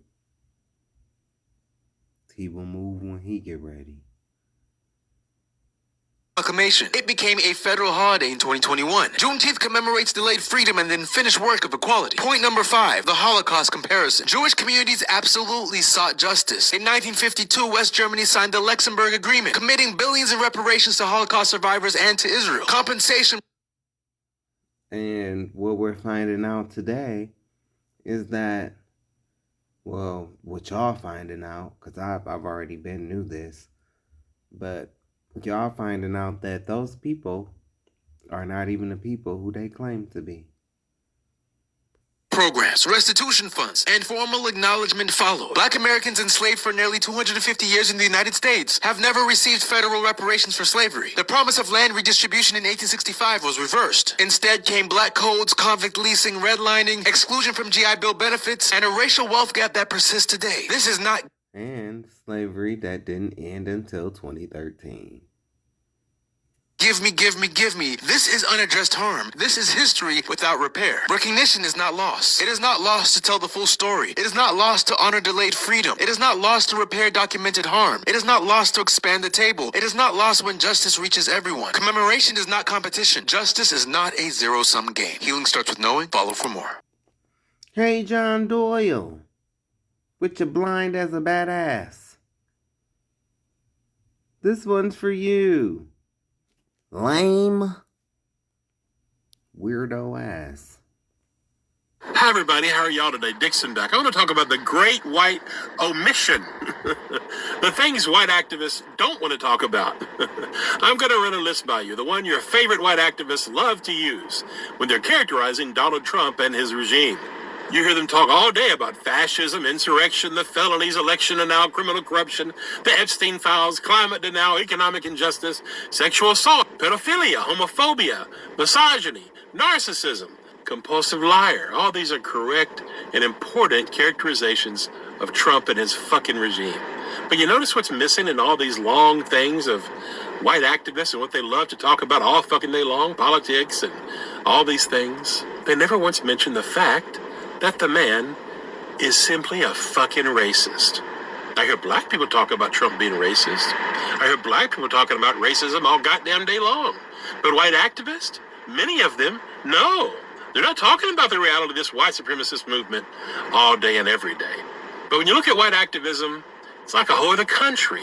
Now, I'm not saying every white activist is part of the problem. There are some real ones out here being actual accomplices, doing the heavy lifting and calling the movement exactly what it is. But they are the exception. Most of you white activists are just performing in a sea of white followers. I wonder why. Avoiding and ignoring the racism and refusing to hold your own fucking white community accountable for the white narcissism that put this man in power and continues to give him power. Let's talk about our white community. Let's talk about white supremacy. This message is for every white liberal, every white progressive, and every white activist out there. This is the white liberal Malcolm X warned us about. The fox who smiles while they sanitize the fucking truth. You're proving Dr. King right every single day. You're the white moderate who prefers a peaceful lie to the actual tension of the fucking truth racially. Let's be real. Trump won for one reason, obviously. He won because white people wanted a white supremacist president.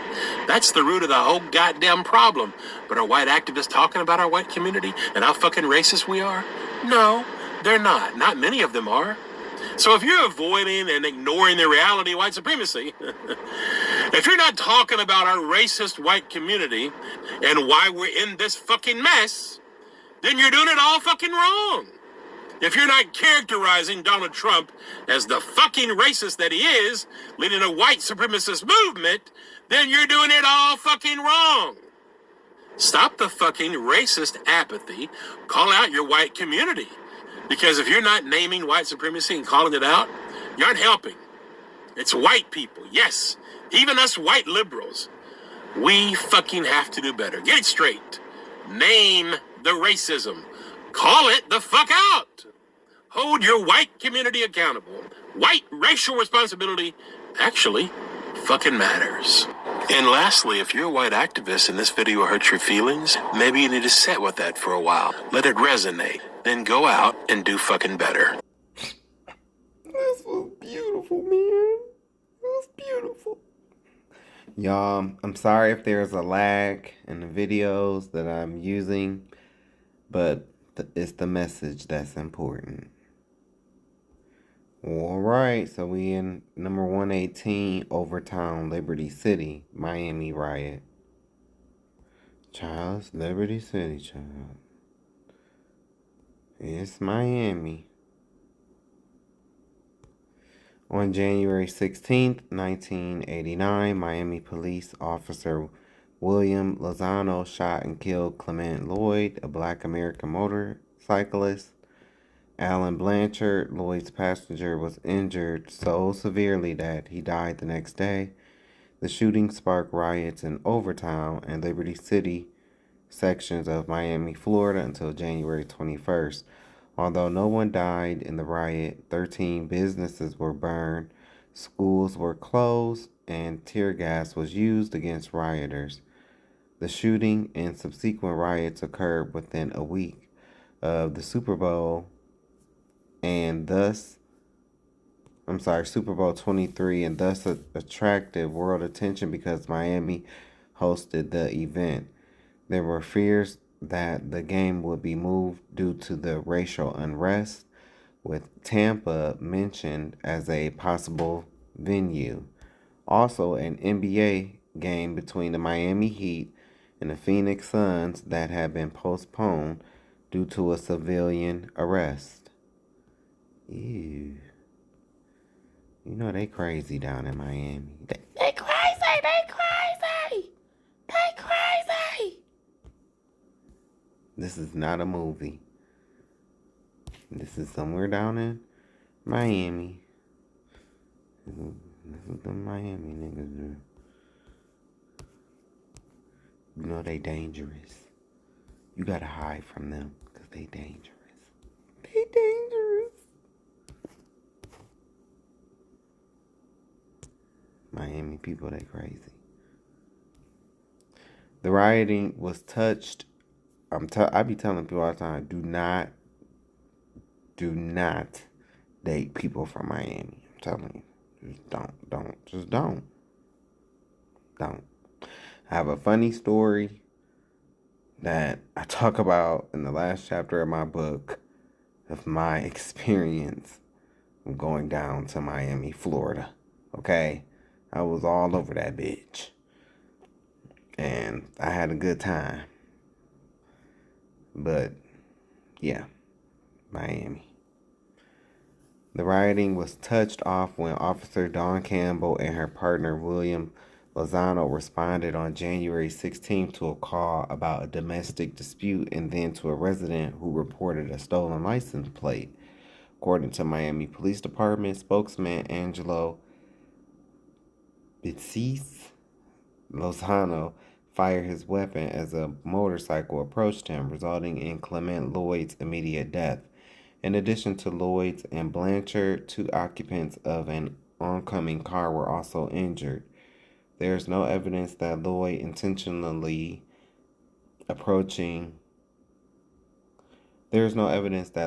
intentionally approaching the officers to injure or kill them.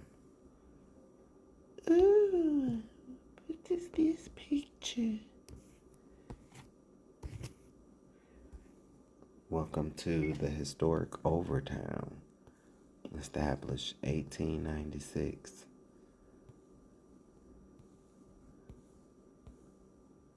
You know what? I'm going to say this, and I don't care if people get mad. I do not care. I just think, like, I don't get people in Miami or Cali. Like, I don't get people in Miami or, like, Los Angeles and Compton and all, and, you know, Watts, all these places. I don't get them. Y'all have some of the most beautiful land. Some of the most beautiful land. I mean, some of the most peaceful. I've been to both places, and it's just like I just watched another video of a guy who was sitting in his car, and a guy kind of rolled up on him to see what gang he was in. And it just was like, we still doing this? We still doing this? That's why after this project, I'm gonna work on, I'm just gonna do one video because I've already done several. But talking about, you know, us. But it's like, this land is so beautiful down here, man. It literally like rains on one side of the street. Like, that's just I ain't never seen that nowhere else. Like, but down in Florida.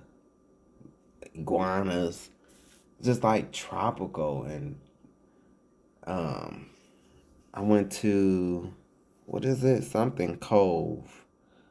Something Cove. I'm sorry, it was Coconut Grove. And it was in Florida, Miami, Florida. And it was so beautiful, man. And it's just like, I don't know, y'all just blessed. Y'all blessed to have that land and the weather that you have. And it's just like, this is what y'all spend y'all time doing, like fighting and over dumb shit, over stupid shit. And I'm gonna call it out because it's stupid. Then they'll be like, oh, you don't understand. No, I don't want to understand. I don't. Because that's foolishness. And you don't understand Willie Lynch. You don't understand that. And that's what's wrong here. But at the same point in time, it's like, shit.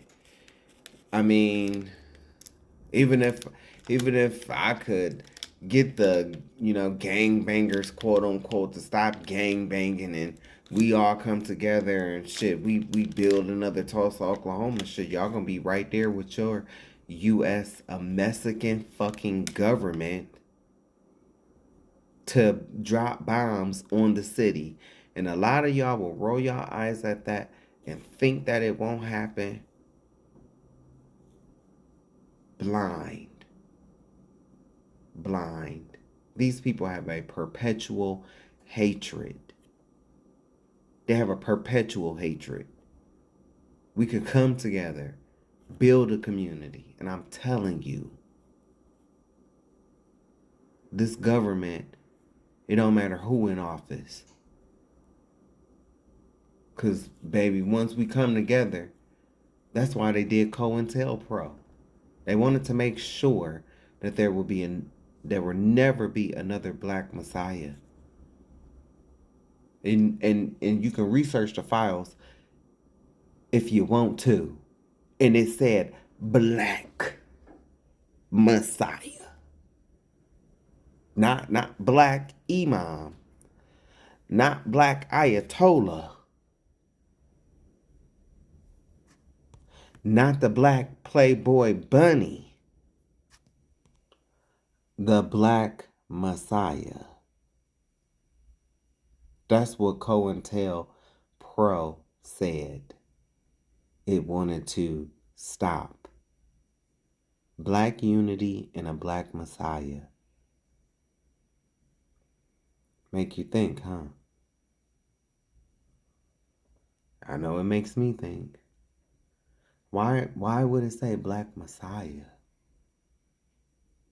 Why not a Black Imam or Black Ayatollah, you know, or a Black Pan-African?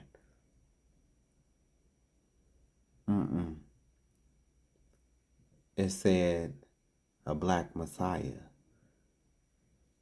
A Black Messiah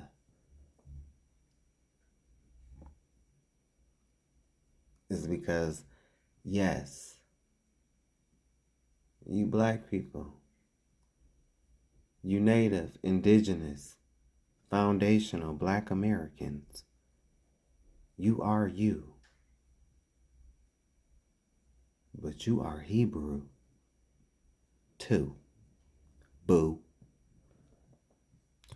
I don't know. Like I said, I'm not trying to be offensive. I'm not, but and I know it's hard, It is. It's hard. It's hard being black. I don't care if you a black man or a black woman.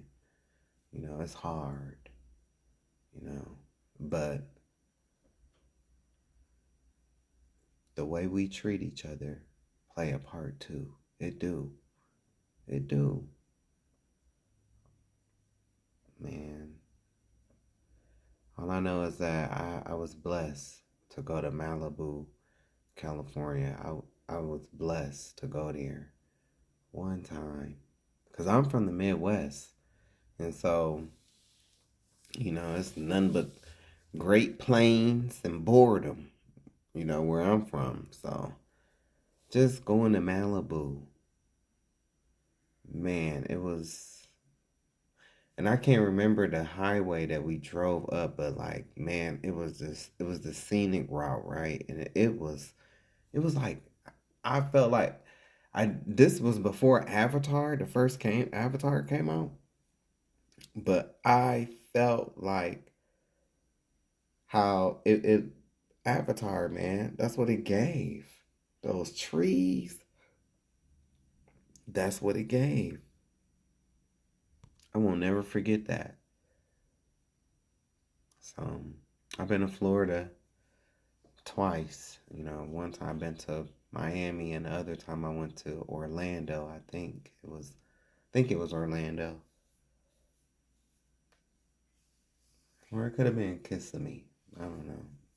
Either way, I've been there twice. Y'all have some of the most beautiful land. Y'all are blessed, lucky. Palm trees, nice sun. It's crazy. Many Black American residents of Miami believe that Lozano was racially biased and intended to shoot Lloyd because of his color, and did not act in self-defense. Too many of them, this case was just another instance of excessive force by police in Black American community, resulting in a wrongful death. Lloyd's body lay on the ground for more than 2 hours. Within seconds, many residents came to the scene and attacked the police, throwing rocks and bottles at them. Mayor Xavier Suarez called on residents to remain calm and safe in their homes and avoid the streets. 700 police officers were sent to Overtown and Liberty City, and worked 17-hour shifts to prevent further violence. 250 arrests were made, mostly for burglary and looting. In Liberty City, a 16-year-old was shot and killed over a stolen check printer, but the shooting was apparently unrelated to the riots. 5 other people were also shot, including a police officer who was wearing a bulletproof vest and was not seriously injured by a sniper's fire. On the other hand, 2 people were shot in Overtown, one in the leg by police. William Lozano was charged with 2 counts of manslaughter and stood trial but was acquitted. Lozano had also been suspended without pay since the shooting, in violation of policies that allow deadly force only as a last resort. The 1989 riots in Miami were the third major disturbance in the city, following those in 1980 and 1982. They police is very dirty down there. I will say that. Miami-Dade. I remember talking to a guy, and they do these little sting operations down there. Well, they're like, this was back in the early 2000s. Well, we still in the early 2000s, but I'm just saying, like, back in like 07, 08, they used to throw bags of weed down on the ground, and if you would pick it up, they'll swoop up and arrest you. Paterson, New Jersey. Uprising 1964.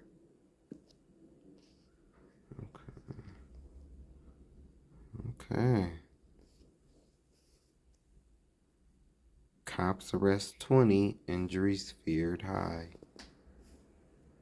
Molotov cocktails, gunfire mark outbreak.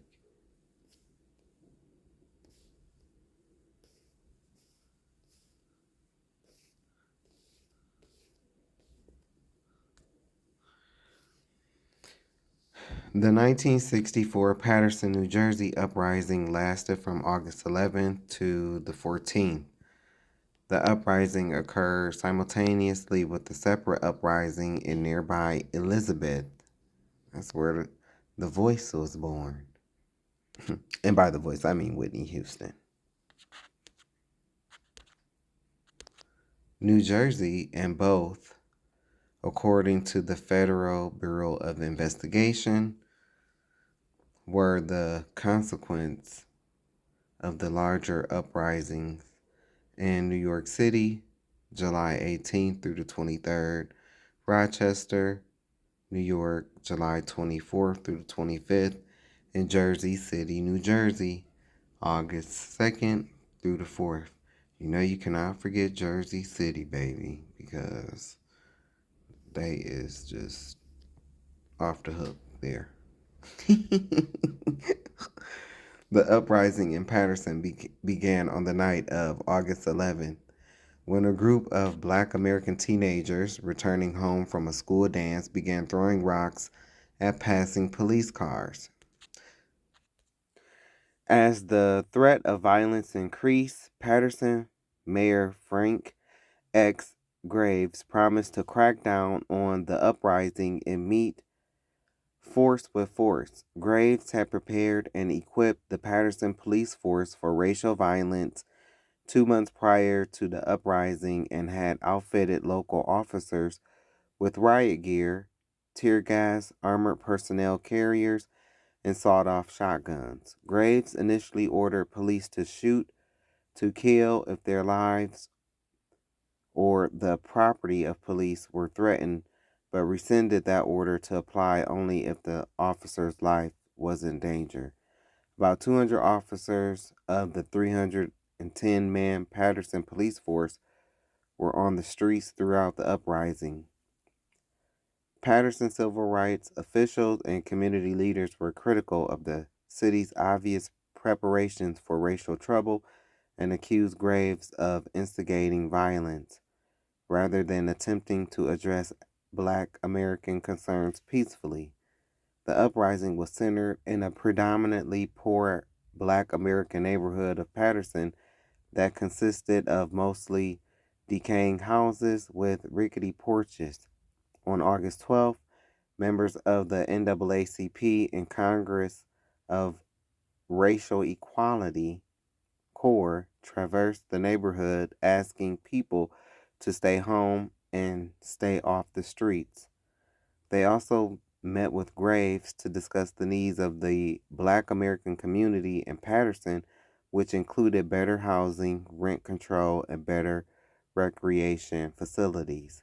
Arthur Jones, a Republican candidate for 3rd Ward alderman, blamed fat landlords who were leeching off Negroes for the poor living conditions in Black American neighborhoods. Jones was nearly arrested after attempting to intervene between police and Black American youths. Good man, Jones. Throughout the 4 days of the uprising, groups of Black Americans attacked passing cars with Molotov cocktails, rocks, and other projectiles. See, what happened was they was really like they was just playing. You know, they weren't doing nothing. You know, they weren't doing nothing. They was innocent. That's what I'm reading here. They was innocent. They didn't do nothing. They was just playing. City officials estimated that between 300 and 500 people had participated in the rioting in small groups of 20 to 25 people, which precipitated the need for the increased police presence. They weren't rioting. But the press estimated a lower figure.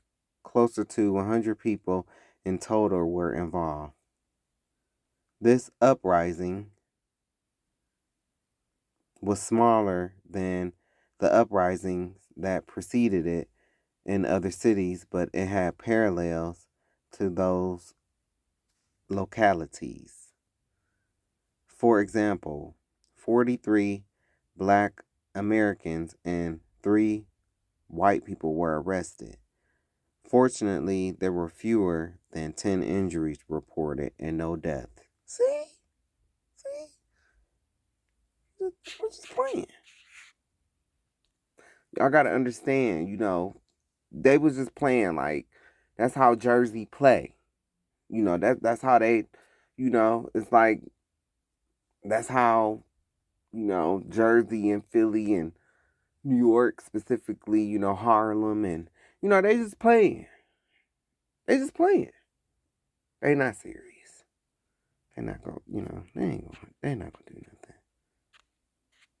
I'm tell you who you don't fuck around with. I'm tell you who you don't play with. Them Brooklyn. Don't play with them Brooklyn people. Okay? Turn around, walk fast, run! Nah, but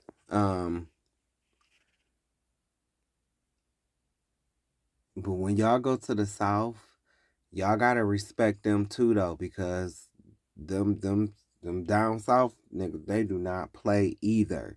Y'all be thinking that they slow, and they are not slow. They might move slow and they might talk slow, but it's like y'all minds might process stuff different, but y'all still the same lion. Y'all still the same lion. It's just y'all minds process things differently, but do not them New Orleans niggas, do not mess around with them. And they don't even shoot, they just put roots on you. Cause it's getting serious down there, they shooting people and asking for their bullets back. So, it's getting serious down in New Orleans. So they have resulted to putting roots on niggas, okay?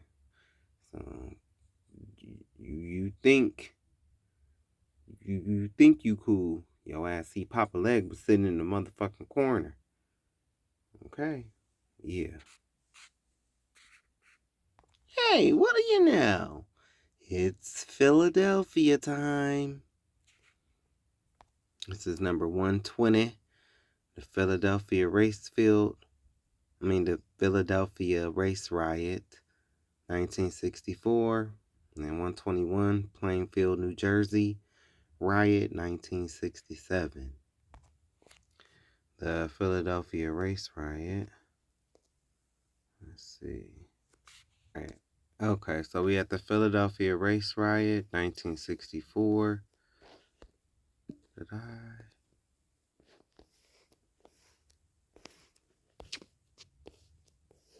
What's going on here? What in the world is going on here?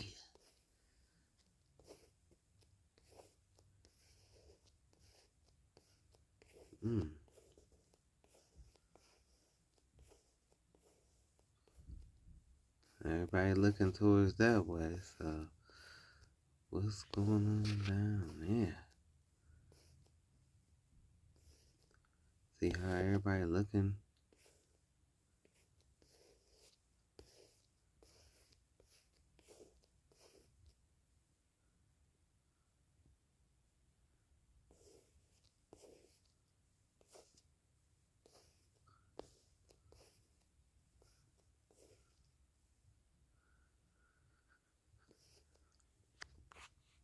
Columbia Avenue during Philadelphia riot.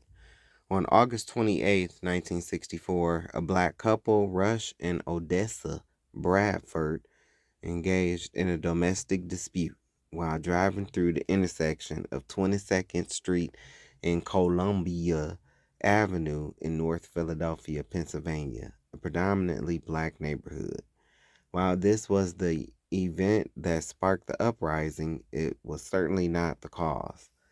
Black Philadelphia citizens had been victimized by police officers for much longer than the evening of 1964, but on that day, Odessa Bradford had come to an abrupt stop in the intersection, interrupting normal traffic flow. The couple was approached by black police officer Robert Wells and white police officer John Hoff. Odessa Bradford and police officer Wells began to argue after she allegedly refused to follow his commands. Wells then dragged Bradford out of her vehicle and arrested her. The police officers were immediately attacked by bystanders who believed they used excessive force against a woman.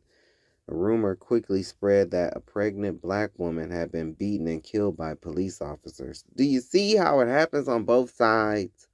These rumors. These rumors. Ugh, these rumors. That's why the Lord hate gossiping. That's just why the Lord hate gossiping and rumors and lying.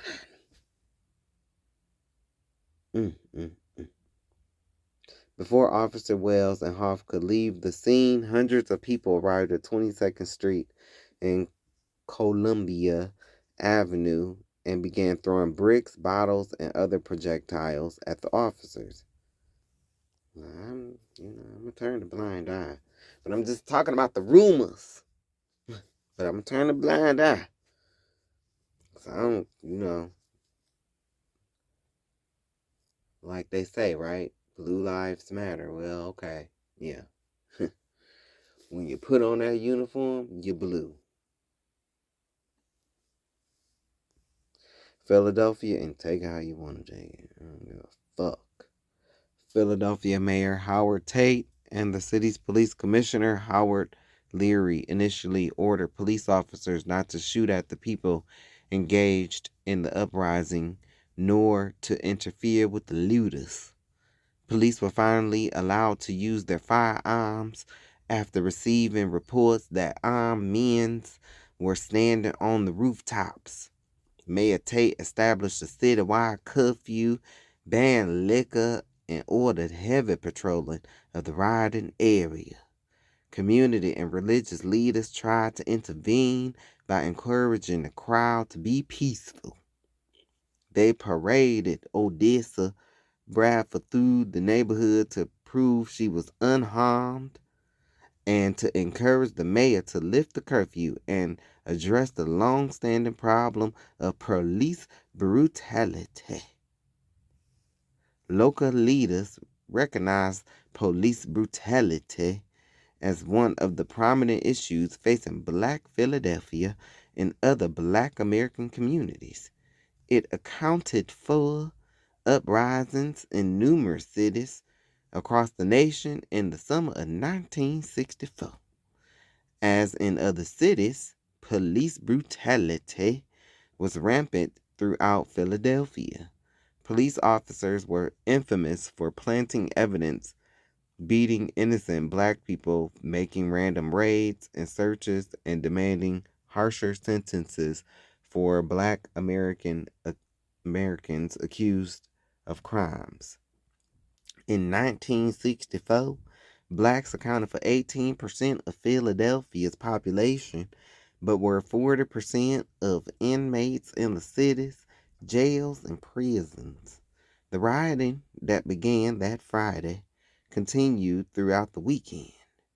Protesters vandalized and looted white-owned businesses.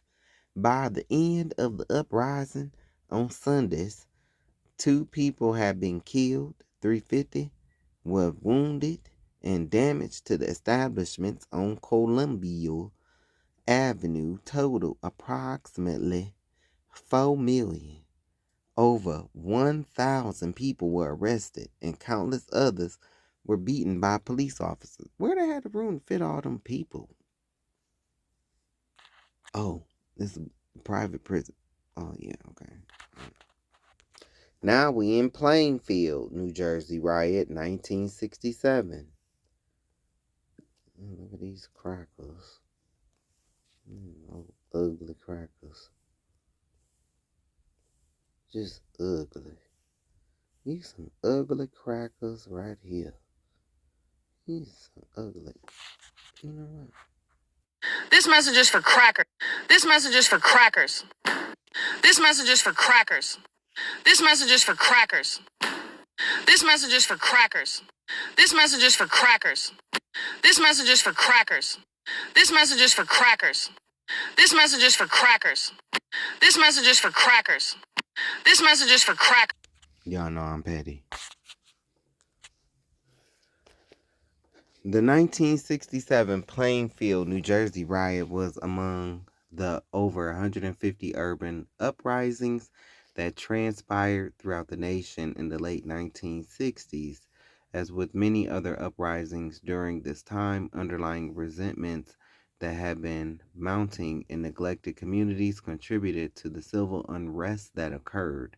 Frustrations and tensions had been rising in Plainfield due to banks practicing discriminatory lending, residential segregation of Black Americans in the west end of the city, and the loss of jobs in the city. In addition, Black Americans were subjected to harsh treatment by local law enforcement, and the relationship between the two was dismal at best. These factors created a perfect storm of tension. All that was needed was one incident to tip everything over the edge. That tipping point came on July 14th, 1967, at a hamburger joint called White Star Diner, and would set off a chain of events. What exactly took place at that diner is unclear, but it resulted in a spontaneous protest march by local blacks on downtown Plainfield. During the march, some protesters threw rocks at police cars, through windows of nearby businesses. The crowd dispersed upon meeting a line of Plainfield police officers. The following day, Black Councilman Everett Lattimore and Harvey Judkins met with a number of youths at a teen center.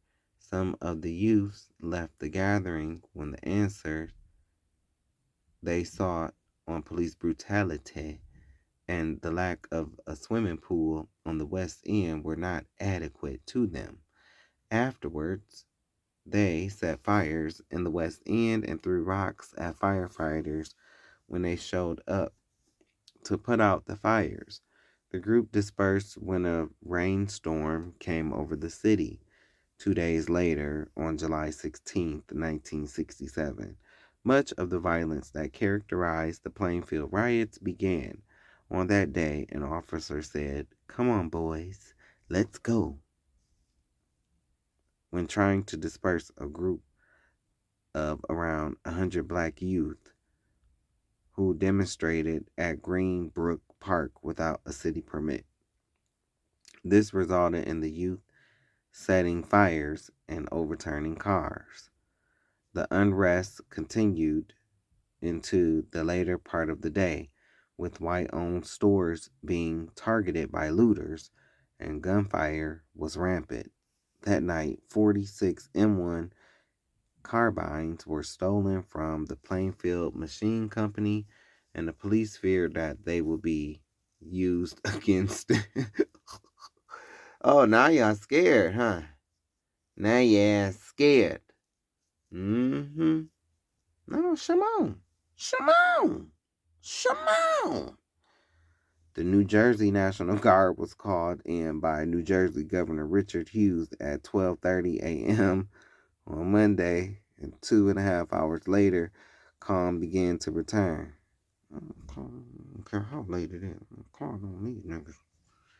Despite the calm, a state of emergency was declared by Governor Hughes, which allowed National Guard troops to search homes for stolen rifles. Oh, y'all was pressed. Oh, y'all was pressed. Y'all was pressed, scared, and disturbed. And perturbed. Because the tables turn, huh? Funny how the tables turn. Like that, huh? The thought of them taking your sword, Esau, using it against you. You ain't like that, did you? Huh? Hoggish, greedy looking bastards. Get those guns back! Some crack ass redneck saying to those men, hey, them Negroes got their hands on them guns and caused y'all to move out the city, huh? Look, it say between July 16th and July 17th, there was one death, 167 arrests, and 700,000 in property damages, mainly to businesses.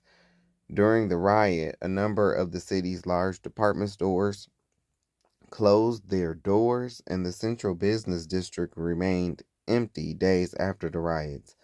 In the aftermath of the riot, many white residents moved out of Plainfield. Yeah, Bob, we just, we just had it. We can't, just gonna go, gonna skedaddle on out of here. It's alright. Yeah, me and Karen, we're just gonna skedaddle.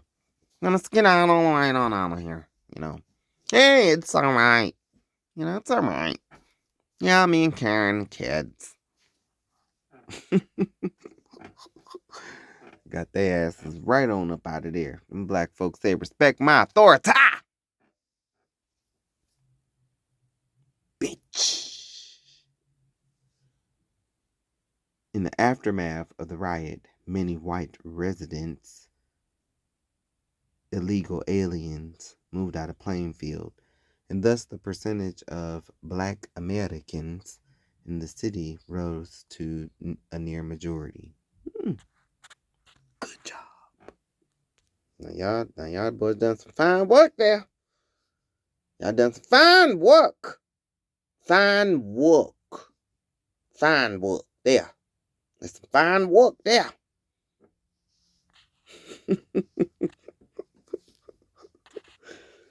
If y'all ain't noticed by now, I do voices. I be doing voices, man.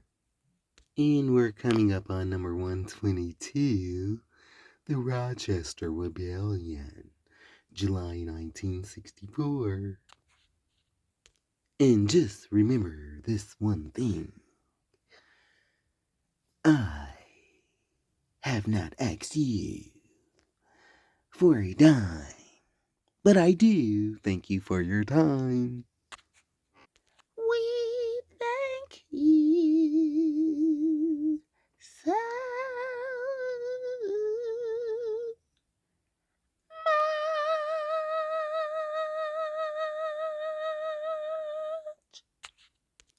And now a word from our sponsors.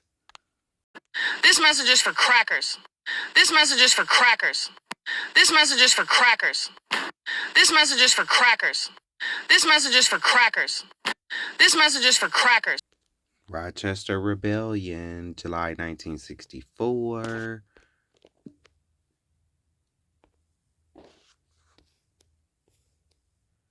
Ew.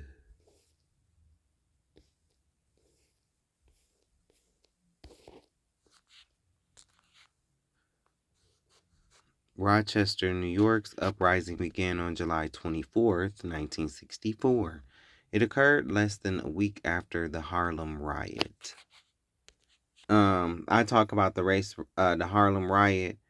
I do talk about the Harlem Riot coming up and I hate to go to it because it angers me because of the picture that they use, and so we'll just get to that. Oh, okay, because I know you black folk. I know how I know is you. Look at these cracker motherfucking hunkies. These goddamn cave dweller Neanderthal devil face monkey lip non-washing of the body, pale-faced demon-ass devils. Look at him. How he hitting that man. Shit pissed me off.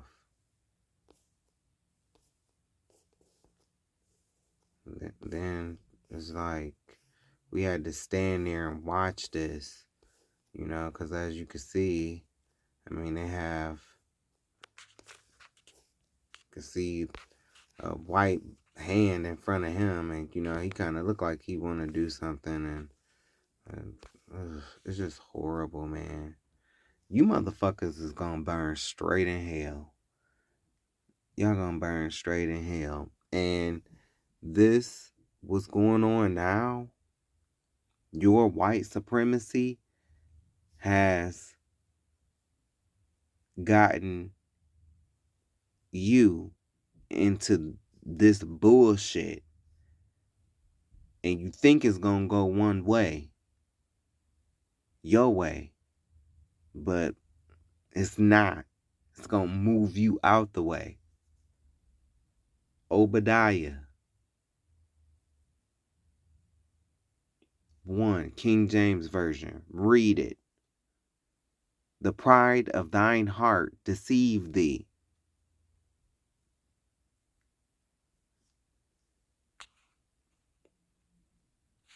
Anyway, the Rochester, it's y'all fault. I was fine. The Rochester Rebellion came as a surprise to many cracker-ass Neanderthal residents, illegal aliens, who drifted their asses upon the shore and brought their damn diseases with their stank asses, because their asses don't take baths, and when they do get wet, they smell like fucking wet dogs and wet goats. Because that's what they mamas was getting fucked by in them fucking caves.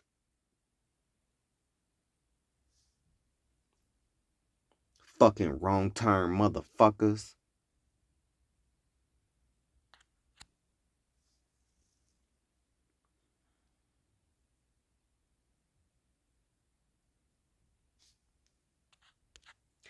Because of the city's history of progressive 19th century politics.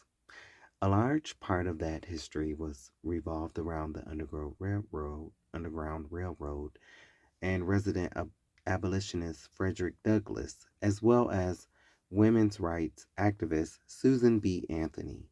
Both were buried in the city's Mount Hope Cemetery. Despite that historical legacy, Black Americans in mid-20th century Rochester faced housing and employment discrimination. The schools were segregated and police-Black community relations were as strained in Rochester as in any major city in the North. Much of the tensions was fueled by the rapid growth of Rochester's Black population, which increased from 7,845 in 1950 to around 32,000 in 1964. Most of these newcomers were funneled into dilapidated housing in Upper Falls, Rochester, the site where the quote-unquote riot began. Black residents of Upper Falls had an unemployment rate 6 times higher than whites or crackers within the same community. Many of the migrants were publicly disparaged and humiliated. They were often called bean pickers by their cracker pedophilic Ren and Stimpy looking ass neighbors. Ironically, slum clearance and urban renewal policies designed to get rid of the dilapidated structures that housed these newcomers often ended up eliminating vast areas of housing without replacement dwellings for those forced to move. All of these factors created the atmosphere for rebellion in 1964. Rochester's rebellion began Friday night, July 24th, on Nassau Street in Rochester's 7th Ward. It started at a Black block party with 200 people present. At 10 p.m., damn, 200 people already. At 10 p.m., Rochester police arrested Randy Manigault, a 19-year-old black American man, for public intoxication and harassing women at the party. Since the arrest was made in an atmosphere of tension, additional police were called to the scene. False rumors of an assault on a pregnant woman by a police officer and a child by a police dog spread through the crowd at the party and soon into the surrounding neighborhood. By this point, Rochester Police Chief William Lombard was on the scene personally directing his officers. When he ordered the crowd to move, many young blacks began throwing rocks at the police cars, and one police car was overturned. Damn. By 11:30 p.m., more than 400 people were battling the police, and all available officers went to the streets. At 2 a.m., Chief Lombard ordered police officers to use riot weapons on the crowd. By 3:30 a.m., the crowd had grown to 2,000 people, and looting began on Clinton Avenue, the main thoroughfare through Upper Falls.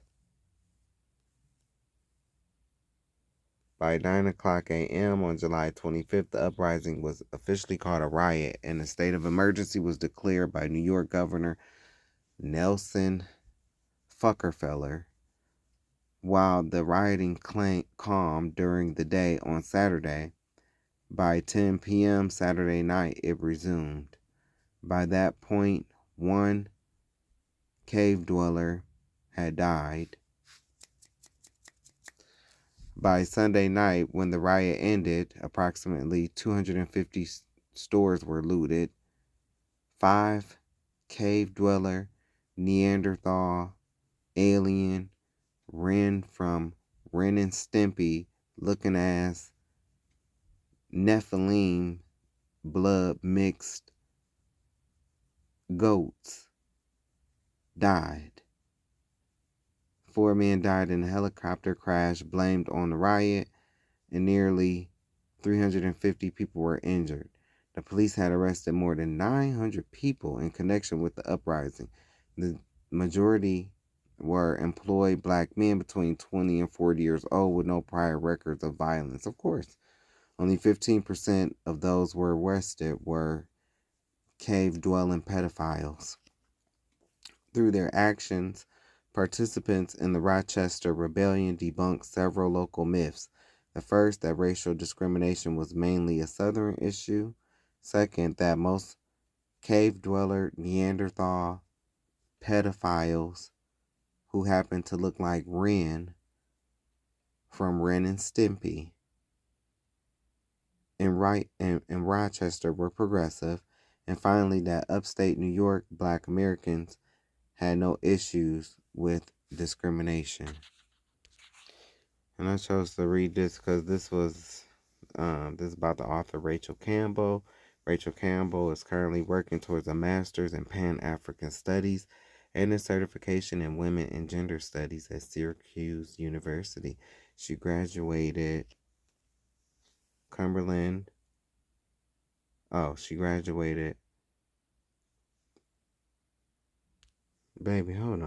She graduated with praise with a BA in English, African Black Studies, and a certification in the Spanish language at SUNY, the college at Brockport. Under Dr. Michelle Kelly, she has studied at New College at Oxford University in Oxford, England, on Black South African apartheid literature in relation to Steve Biko's definition of Black consciousness. Her article, Interludes of Black Consciousness in Nubulo S. Ndebile's short story, I know I probably butchered that, Uncle, has been published in the McNair Summer Research Journal. Her current project centers on the reintroduction of Grenadian women's voices In moments of national trauma and geopolitics during and after the U.S. invasion of Grenada, through literature review and oral histories from Grenadian and Grenadian nationals. The purpose of the project is to further a pluralistic Black feminist approach in geopolitics into her role as a future ambassador and world literature professor.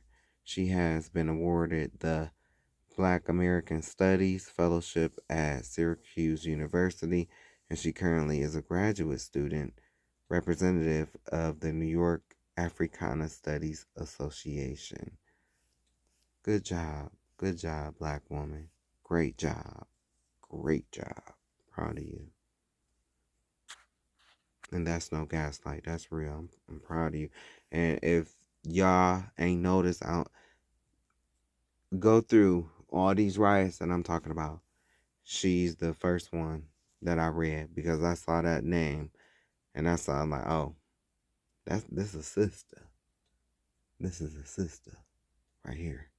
So I had to pay homage and give credit to where credit is due. And I'm proud of you, Rachel Campbell. I'm proud of you. And I hope, wish you the best. You be blessed, covered by the Most High. And you are successful in which you already are. So I'm going to read the Rodney King riot, but first, let's read about Rodney King first. To 2012 was an African-American construction worker whose brutal beating by Los Angeles police officers in 1991, and the subsequent acquittal of those officers, became a defining moment in American history regarding police brutality, systemic racism, and the use of video evidence. The event, captured on videotape, catalyzed national outrage and prompted a re-evaluation of race relations and law enforcement in the United States. What happened to Rodney King? 1. The beating, March 3, 1991. After a high-speed chase, King was stopped by California Highway Patrol and LAPD officers in Lakeview Terrace, Los Angeles. Though unarmed and already subdued, he was brutally beaten by 4 white LAPD officers, Lawrence Powell, Stacy Kuhn, Timothy Wind, and Theodore Briseño, who struck him over 50 times with nightsticks, kicked him, and used a taser. 2. The video. A bystander, George Holliday, filmed 81 seconds of the beating from his apartment balcony. The footage was broadcast nationally, shocking the public and acting as early, undeniable video evidence of police brutality. 3. The trial and verdict. April 29, 1992. The officers were tried for assault with a deadly weapon and excessive force. The trial was moved to Simi Valley, a predominantly white area, and the jury contained no Black members. On April 29, 1992, the jury acquitted the officers, triggering immediate and massive outrage. 4. The 1992 LA riots. The verdict ignited several days of civil unrest, primarily in south-central Los Angeles, which became known as the 1992 Los Angeles riots. Over 60 people died, thousands were injured, and over $1 billion in property damage occurred. And 5. Aftermath and death. In a 1993 federal trial, 2 of the officers were convicted of violating King's civil rights and sentenced to prison. King was awarded $3.8 million in a civil lawsuit. He passed away in 2012 at age 47 from an accidental drowning, but his legacy remained as a symbol of the struggle against police brutality. Impact on Black people and racism in the U.S. The Rodney King incident and the subsequent riots had a profound and lasting impact on Black Americans and the discourse on racism. Validation of lived experience. For Black Americans, the video served as undeniable proof of police brutality, validating long-standing claims of harassment and racism by law enforcement that were previously dismissed by many white Americans. Loss of confidence in the justice system. The acquittal of the officers despite the video evidence was seen as a gut punch that highlighted systemic racism, leading to the feeling that Black lives did not matter to the legal system. Catalyst for policing reforms. The incident prompted the Christopher Commission, which found that the LAPD suffered from a siege mentality, and that a significant portion of officers used excessive force, leading to calls for better officer training, diversity, and accountability. The rise of citizen journalism. The incident showed the power of video evidence in documenting anti-black violence, a precursor to the modern era of filming police encounters that later highlighted cases such as George Floyd, Eric Garner, and others. Can we all get along? During the riots, King made a televised plea for peace, asking, "Can we all get along?" While he struggled with the pressures of being a reluctant public symbol, his quote became a poignant, lasting reminder of the deep divisions in American society. Rodney King's beating became a watershed case that connected to later protests against police conduct and racial inequality, highlighting that while the tactics might change, the underlying issues of systemic racism persisted. Fair use. Fair use. This is for educational purposes. This is a part of this is a part of a Happy White History Month project. And, yeah, this is for educational purposes. So I am calling fair use. And I'm not going to even, just in case, because I seen somewhere else is like, I don't know, I think they be wanting you to license the video and stuff like, it's just like, bruh, it's a part of history. Well, I don't know, because then next they'll be trying to age restrict the video. You see on the ground. You can type this in on YouTube. I just went to YouTube and typed in Rodney King video. You know what's funny? They'll censor this, right? YouTube will censor this, but they won't censor baddies. They allow these Bigo people to post their videos on here and go back and forth and argue and say the most vile and do the most vile things to each other. But they'll try to censor you from posting stuff like this. All of you big tech companies, you have shown your allegiance because you go through great lengths to protect the Jewish people, and you protect, like, the police and the government in instances like this. But you will sit up and you will allow, fighting and, these shows that are just horrible, Real Housewives and baddies and all these playboys. You allow that trash to circulate. But the stuff that's meant for educational purposes and us talking about our history and the atrocities that happened to us, you try to censor that.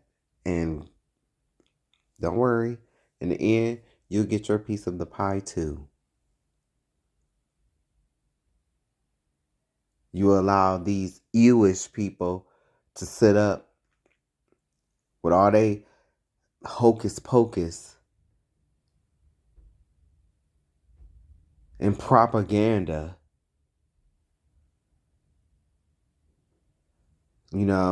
and everybody tell them to remember, but forget what happens to us. In the end, y'all gonna get y'all's too, though.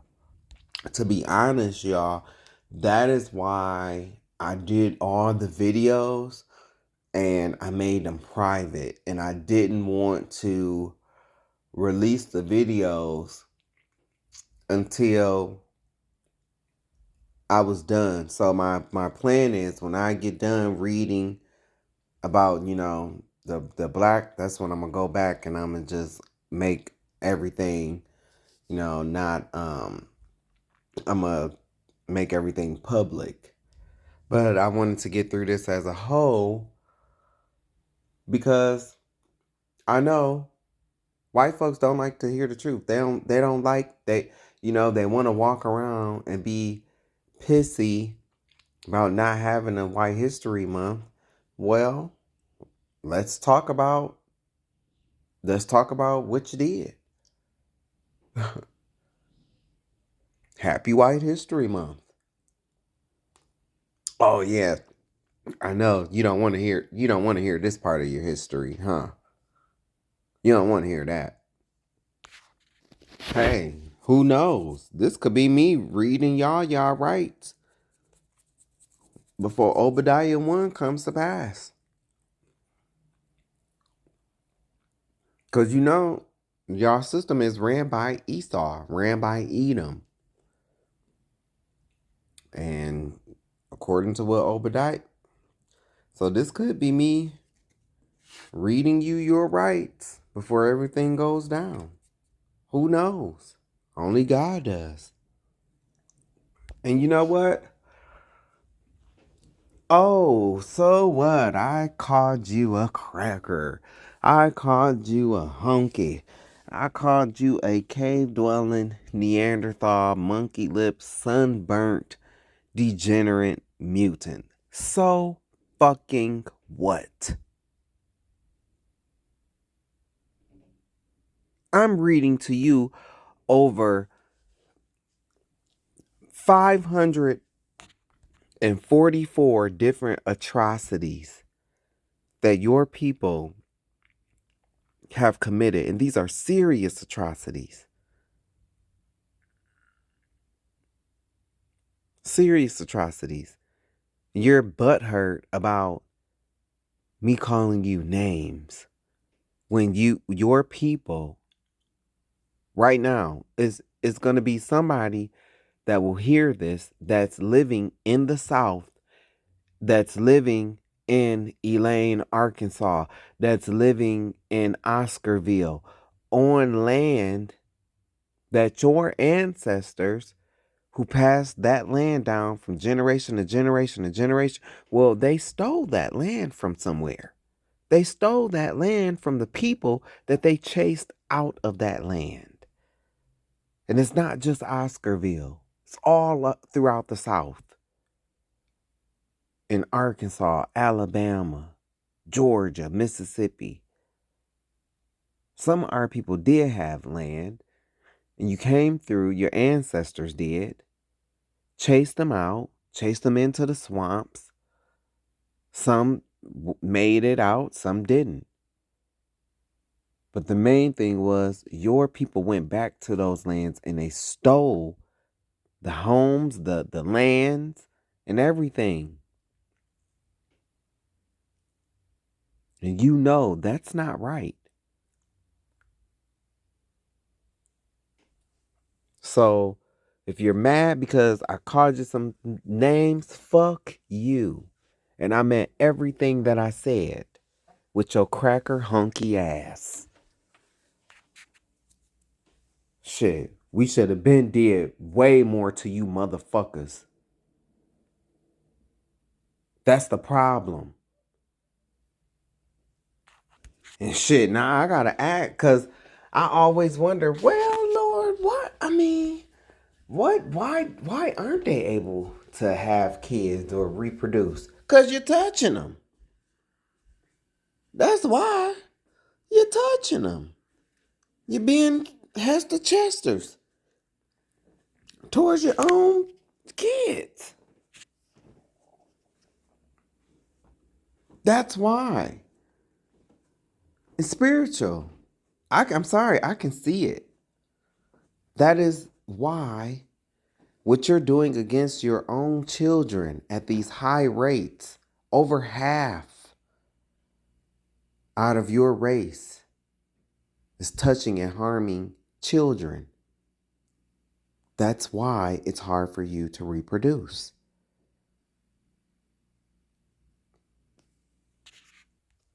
How long did you think your vile ways and your evilness, how long did you think it was going to last? Did you think it was going to go on forever? You couldn't be this couldn't possibly be this dumb. I mean, well, you are, but I mean, even dummies has to know. Nothing lasts forever. So your oppression wasn't going to last. Your rule isn't going to last. Well, let me stop. The Most High lasts forever. See, it's your turn. It's your turn to see what I am seeing. I hope you understand. This time's just for you. Because it's your time with no apologies. You've given up the truth to those you tried to kill. That's a little remix on Diana Ross's It's My Turn.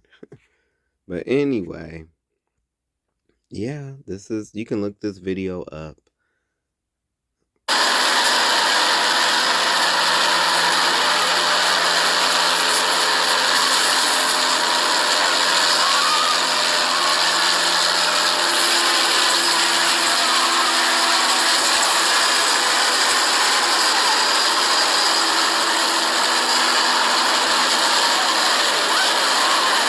Well, usually they let me ride with stuff from the news, so we'll see.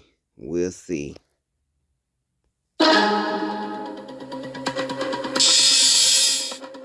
had the camera? Where was the camera? Oh my God, they caught this on camera. It was one of the most disturbing things that we'd seen on video. The videotaped beating of Rodney King had left many Los Angeles residents outraged.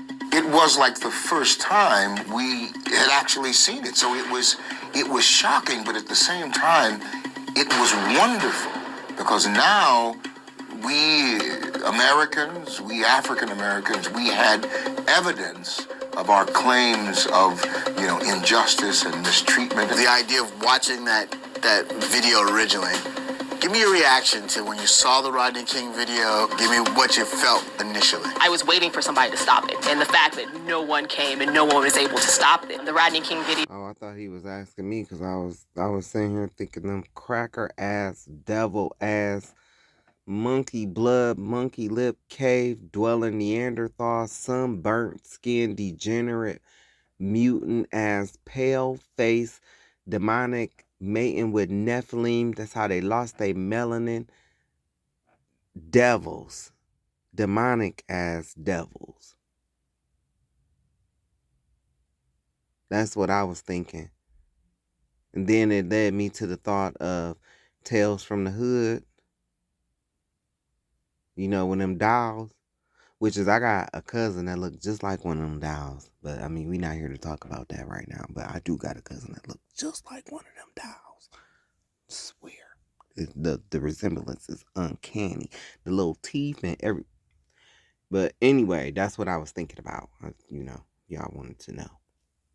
In and of itself, ignited a culture of wanting to get involved. I don't think you'd be exaggerating to say this was the first viral video recorded by an individual on amateur equipment. Here we had this video of an event that had just happened.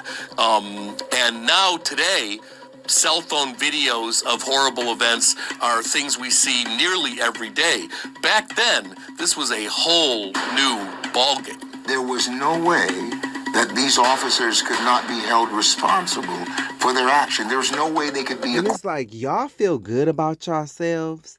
I hope all y'all kids die. I hope all y'all kids die. I hope all y'all grandkids die. Fuck you cracker motherfuckers. You hunky cracker. Fuck y'all. I hope your kids die, bitch. You think and you feel good? That makes you feel like a man, all of y'all ganging up on one person. That makes you feel like a man. It shows you have a micro penis, bitch. And that's why y'all fuck deers on the side of the highway and shit like that. Because y'all ain't nothing but some motherfucking skin-crawling, cave-dweller, motherfucking wrong-turn-ass demons. And you got dropped off here years ago by Megyn Kelly, ugly, species alien Roger in a wig from American Dad looking ass bitch. Fucking translender looking ass bitch. Got the nerve to be sitting up there talking to bitch, you 7 feet tall. Talking about some of your features. Bitch, you look just like a fucking alien. You look just like Roger in a wig, bitch. And drop these motherfucking people off here in the mountains, and fucking every 23 years they get to eat. And then they come and do shit like this now because they done gained authority and power and put on a star of Moloch and called it a badge. Fuck you motherfuckers. Crackers. Now we would certainly see justice being done. The Rodney King video laid the groundwork for black activism because it showed that this was a level of brutality that no one had ever seen. It also showcased that you really didn't have a choice to not get involved. I think that the Rodney King video was so pivotal in terms of black activism. What happened to Rodney King without that video would probably never have even made the news. With that video, that Rodney King beating became a huge story. We, the jury, find the defendants not guilty. When the offer... I wonder, is that bitch still alive in that ugly ass flower dress? Bitch looked like you took your fucking granny's tablecloth and made a fucking dress out of it. Then got the nerve to just wear her hair back in a fucking slick ass ponytail, giving that fucking pedophile a fucking hug. Fuck you and him. Probably was having orgies with both of your parents, cause that's what you used to. Worshipping a fucking goat while fucking each other and fucking the goat. Fuckers. Were acquitted. It literally said that you could beat a black man in the street, the world could see it, and yet it made no difference. So it was more than a betrayal. The message it sent, what it said to me was, as that I was worthless. Appeals this evening for calm in Los Angeles. That's what it made you feel like. But no, what it make me feel like is the reason why they do it to us is because Genesis 25 and Genesis 27, verse 41. They some weak ass bastards. This is spiritual. Everybody want to get spiritual when it's about Candy and Todd. Oh, you saw that shit. You saw that from a mile away. Oh, you turning these cards over. Oh, you see her dude ain't gonna be faithful to her. Oh no, divine feminine, this ain't the masculine for you. Oh, you see that. But somehow you can't see this is the reason why this is happening. It's because of Genesis 25. Read it.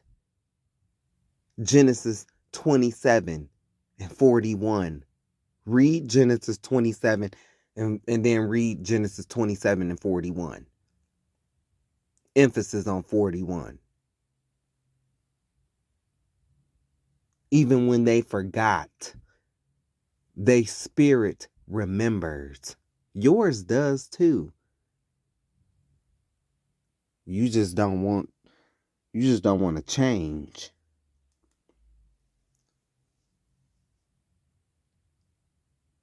You want it both ways. Both brothers. Because you know Jacob and Esau was brothers, right? Right. Both brothers want it both ways. Well, you can't have it both ways. Whether you like it or not, our people made a deal.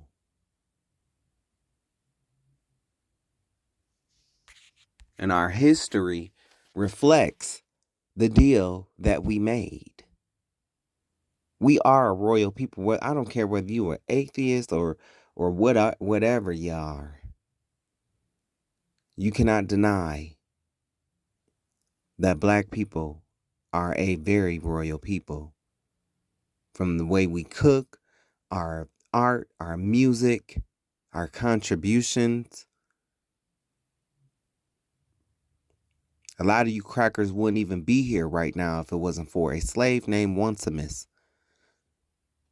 and a black woman Sales by the name of Henrietta Lacks. You wouldn't even be here. Your ass would have got wiped out trying to pass germ warfare to another race of people when you are the damn germs. Some of the most nasty and vilest people on the face of the earth, going from land to land, pillaging, raping, robbing, destroying. Then got your asses taking baths, sharing each other's bath water, pissing in the water. Oh, I showed you on the video. Oh, I showed it to you. It's there. And all of my videos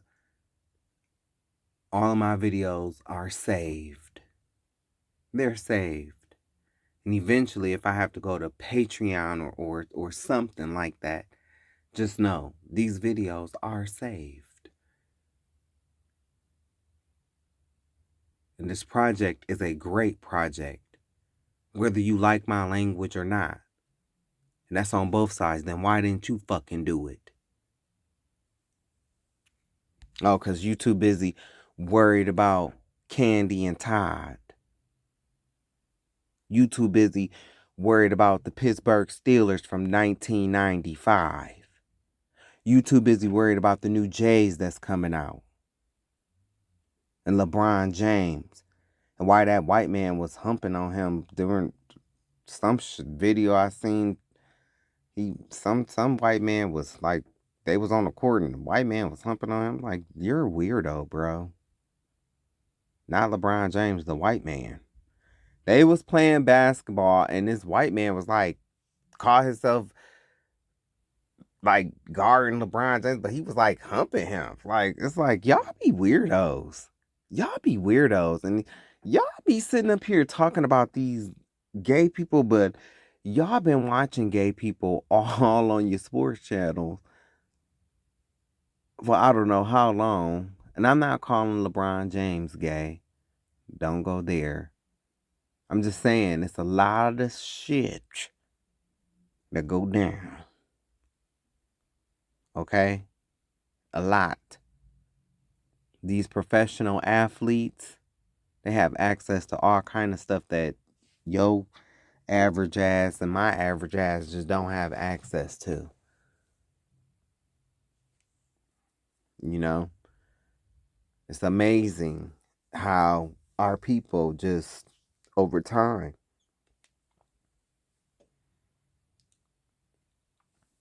we just lost interest in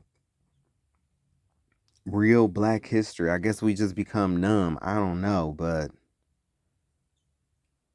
it's too much emphasis on DL culture, worried about who's DL and who's not, and the translenders and all of this other stuff that don't fucking matter.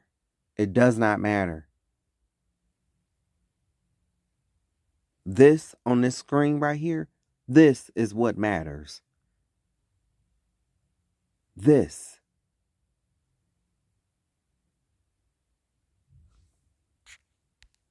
I've said it though. We made a deal. We crossed. We left Egypt. We crossed in Nuweiba, Egypt, into Saudi Arabia, Jabal al-Laws. Okay? Saudi Arabia had to put up a gate around it because they couldn't, the spiritual activity was so strong around it, they couldn't even set foot on the land because supernatural things was happening to the people that was setting forth on in the Saudi Arabia. They're Semitic, but they are not chosen. That'll show you right there. They had to put a gate up. I've talked about all of this, and I have been talking about this for years. It's just now, recently, that they're even acknowledging Jabal al-Laws. They're just now recently acknowledging that. But I've been talking about that for quite some time now. The mountain is still burned black to this day.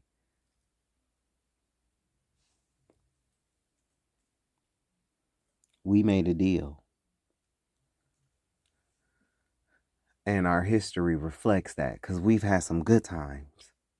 Even before the bulk of our people was over here. We've had some good times, but we've had some bad times as well. Because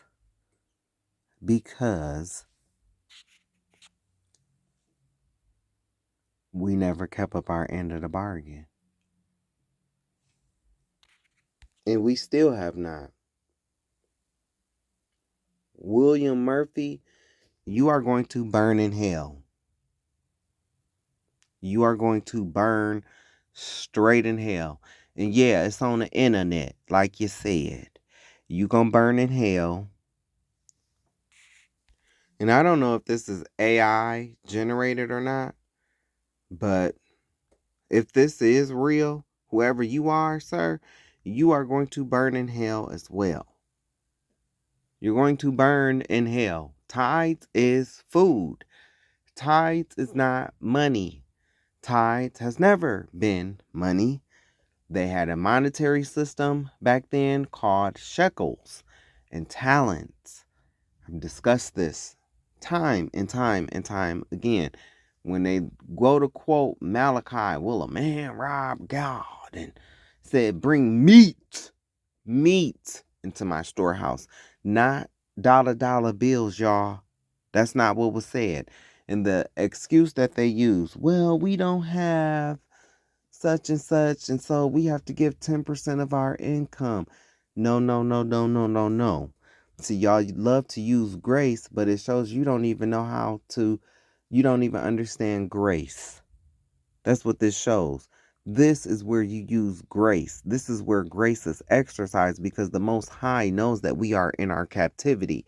And so therefore we cannot do tithes because we are in our captivity. We cannot go to Jerusalem. Jerusalem is occupied right now by Gentiles. Until the time of the Gentiles be fulfilled.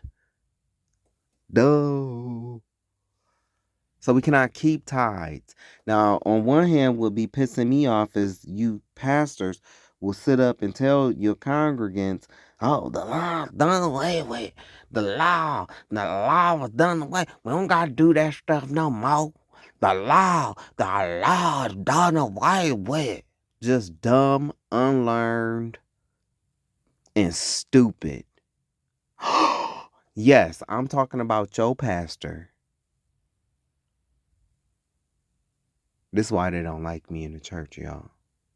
This is why they don't like me. Because this is how I talk to them. I'm talking about your pastor and your bishop and your apostle that's probably screwing a little boy in the basement. Yeah, I said it. Because that's another problem.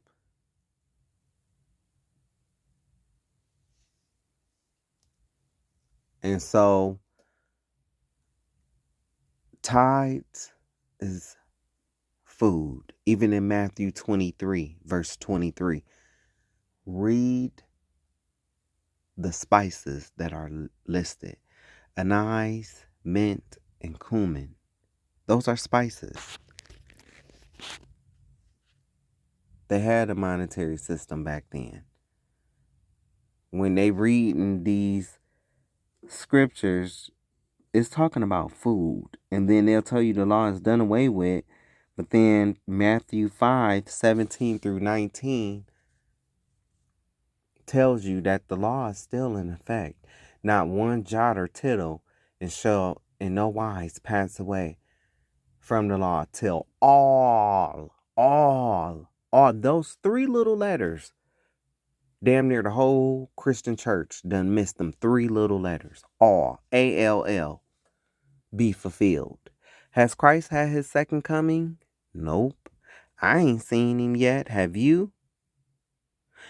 I woke up today. That heaven was above me and earth was under my feet. Thank God. That means the law is still in effect. We have grace because we cannot do tithe. Your pastor is scamming you. And actually, it's your pastor that's leading you into hell. Because if you go to the good book, Matthew 6, 1 through 4, it tells you not to give alms in front of others. And so when he have you standing in that $1,000 plus $1,000 line, that pastor is leading you into the pits of hell. He has you going against the very words of the person that you claim to believe in, but yet you do nothing he says. He says, don't put no other gods before him. You run to celebrate all the traditions of men, even the slaughtering of your own ancestors. Thanksgiving, those people whose heads they kicked around in the streets on the very first Thanksgiving, they look like your black ass. They look like you. But you don't care because you got to go get the new Jordans, right? You have to stuff your belly, clog your arteries even more with abominable foods that are doing harm to our people, causing these big backs. You're not supposed to eat pig intestines. You're not supposed to do that.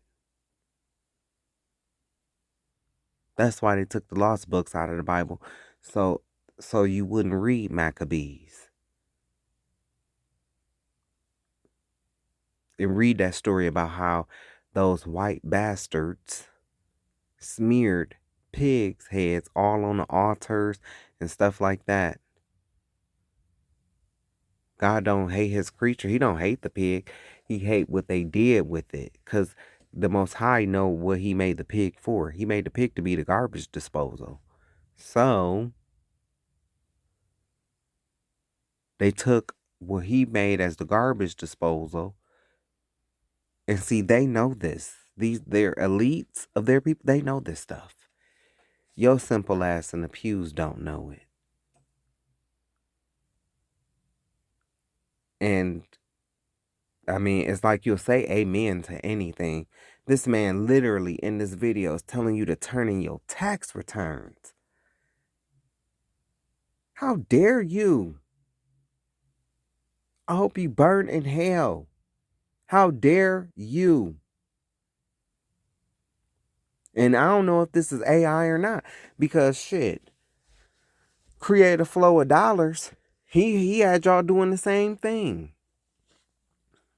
My dad idolized this man. Idolized him.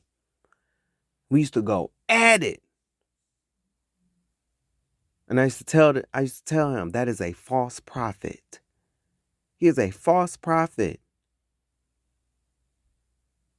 Somebody that's going to burn in the lowest pits of hell. Him and Taffy.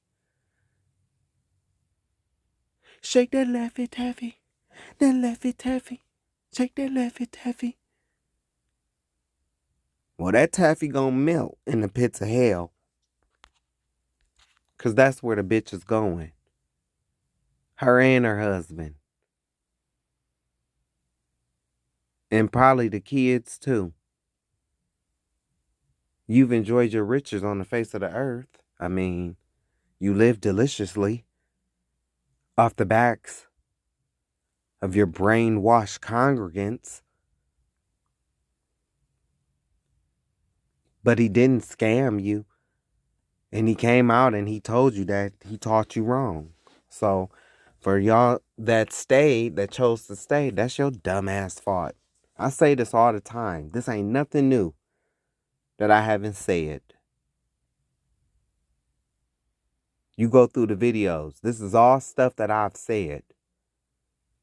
Because about this baby, oh, I know about this.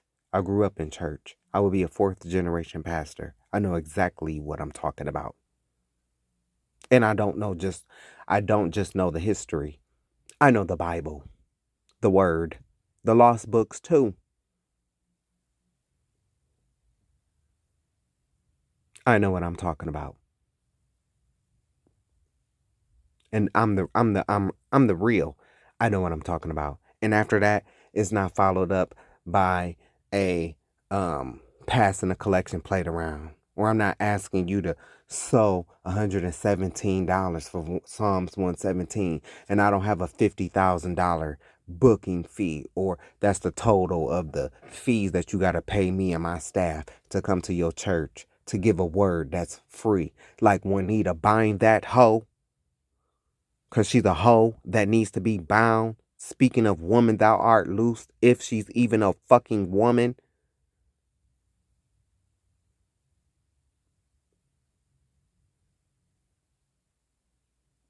Talking about she knows things. Yeah, she knows about all the motherfuckers that's sitting up molesting boys. With her bulldagging ass. She gonna burn in hell too. Just like TD the snake mistake. All of them, they going to hell. And you put your faith in these leaders that you claim as leaders. And they are far from God. Just like Joella O. Queen and Joyce Joker Face, Michael Myers, who hired an adulterer and a murderer. Paula White, Paula Not So Pure White, the demonic yellowed hair, scarecrow bimbo, Jezebel bitch, talking about she wasn't going to lay hands until somebody pay her some money. Is it to fund her ex-husband who's a crackhead, drug habit, or hers? I don't know. But I tell you who was laying hands on a bitch, Benny Hennessy. Because when the hoe having an affair with him, these are the so-called fucking leaders that y'all oogle over. And that Kirby John Caldwell alien-looking motherfucker, that old Marvin the Martian mixed with a vulture-looking ass motherfucker that scammed his member out of $3.6 million. Get the fuck out of here. And y'all think y'all gonna be raptured? Y'all think y'all gonna be raptured. That's the funny part. Y'all think y'all gonna be raptured, baby. That's the funny part. You're not gonna be raptured. You are going to enter into the great tribulation, and many of you fake ass Christians are going to be deleted. And you will face judgment.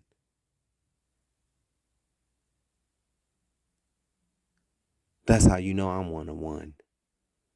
You ain't hearing that too often. They ain't here teaching you, oh, hell ain't real. Hell is a state of your imagination. Okay.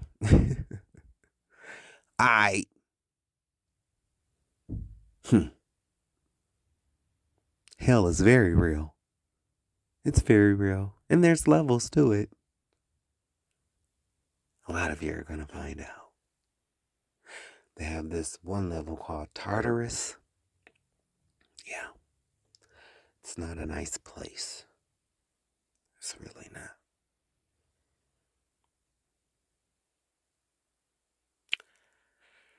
But, hey, sometimes, you got these people that only God can judge me. Okay. Okay. You really don't want to. You know what? It's true. Yes, only God will judge us. But you do realize that when you make it to that point, right? It's like going to trial and going before the judge. Ain't no redos. Ain't no redos. And usually what prompts that saying for you to say that is something that you already feeling that you probably ain't supposed to be doing. That's why what prompts most people to say that.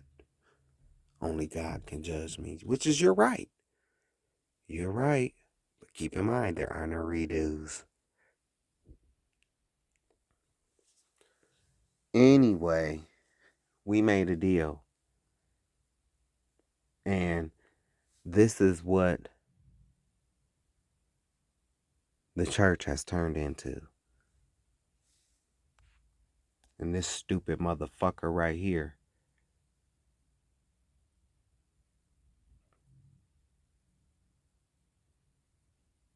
Stupid.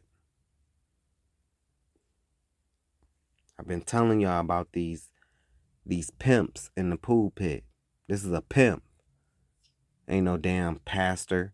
You a pimp. They don't even know scripture. They don't even know scripture. That's what y'all gonna find out in the end. You don't like me, but I did nothing but tell you the truth. These people do not even know scripture.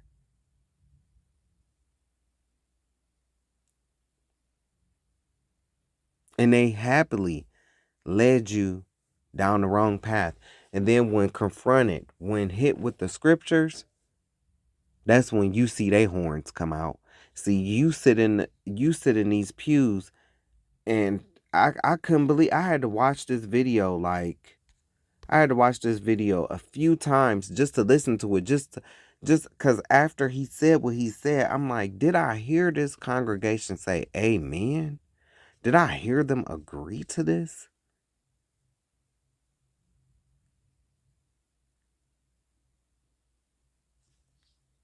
It's sad. It's sad.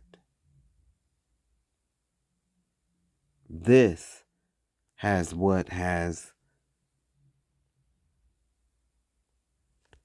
really done a number on our people. Not the Bible. Because I believe in the word. I believe in God, of course. You know, I just posted this. Happy Passover and Feast of Unleavened Bread. Start with the lunar eclipse. Because they told me, oh, you crazy. Can't nobody find out when Christ was born. Oh, don't nobody know that. Let me tell you something. The only thing that's off the table, that's off the books, that don't nobody know, that ain't nobody gonna be able to find out, is when Christ is coming back. Nobody knows the hour or the date or nobody knows that when Christ is coming back. Christ don't even know that. I know many things. I don't know it all. Never proclaim to. But I don't know when Christ is coming back. But I do know when Christ was born. Because I asked. And I actually read the Bible. And I started with King Herod's decree. That's what I started with. I didn't put that in here. But I started with King Herod's decree. King Herod made a decree. Did you know King Herod was a real man? King Herod was a real man. Some of these people, that's how I don't understand how can people say the Bible is not real. When some of these very people, there was a real Nimrod. There was a real Nebuchadnezzar. These people existed. Like, are you dumb? These people existed. Antiochus Epiphanes, he existed. I mean, Maccabees, they existed.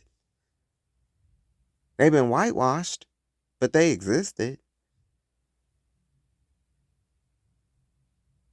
They found Noah's Ark. They like when you reading about the Israelites leaving Egypt,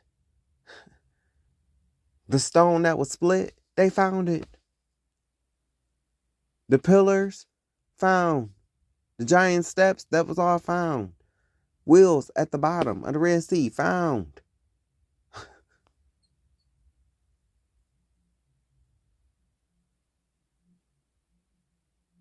This stuff, I mean, this existed. It's here. Don't get mad at me because all you want to do is sit up in a building and hoop and holler and sing.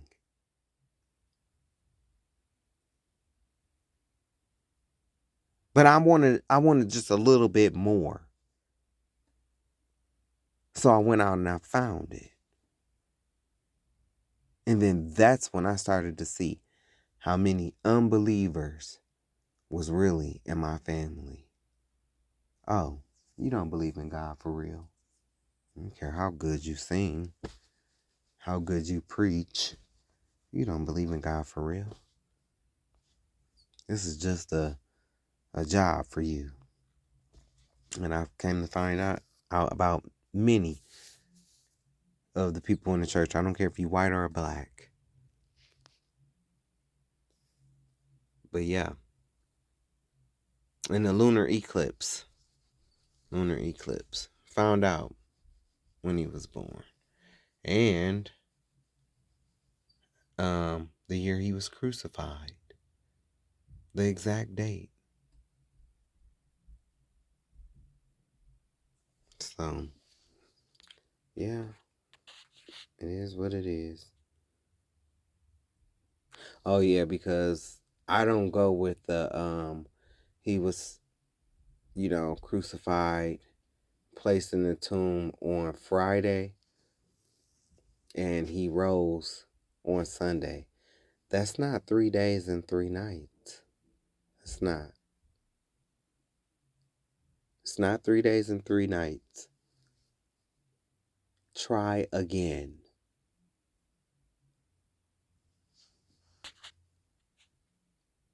Anyway, Rodney King, a Los Angeles taxicab driver, became a catalyst for the second major urban uprising in the city in the 20th century. On March 3rd, 1991, King was the victim of a brutal police beating that occurred in the San Fernando Valley of Los Angeles.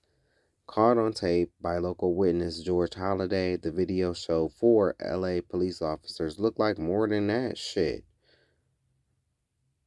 restraining and repeatedly striking King with their batons while 6 other officers stood by. It don't look like they were standing by. Soon gained international notoriety as the beating was broadcast around the world. King was born in Sacramento, California in 1965, the year of the first Los Angeles riot. He moved with his parents to Altadena, a Pasadena suburb. Altadena is a historically black neighborhood, y'all. A Pasadena suburb when he was 2. King's parents cleaned offices and homes. His father, Roland King, died in his early 40s from pneumonia. The incident, which catapulted King to international prominence, began at 12:30 a.m. on March 3rd when a California Highway Patrol team attempted to pull King over for speeding. Driving at up to 115 miles per hour, King led the police on a 7.8-mile high-speed chase. King finally pulled over at a dark park entrance but did not cooperate with officers and displayed erratic behavior. Officers present recall King displaying symptoms of being under the influence of drugs or alcohol. King was shot twice with tasers, stunned darts, and then kicked and beaten with batons for 81 seconds before he was finally handcuffed. From the beating, he suffered a broken cheekbone and multiple facial fractures. And it seemed longer than a minute and 21 seconds. But because the whole video is like 8 minutes, right? The whole video is 8 minutes. And so even from what I watched, it was longer than a minute. So, oh, well, we see who wrote it.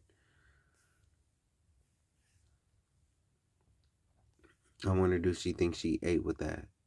Because that's a lie.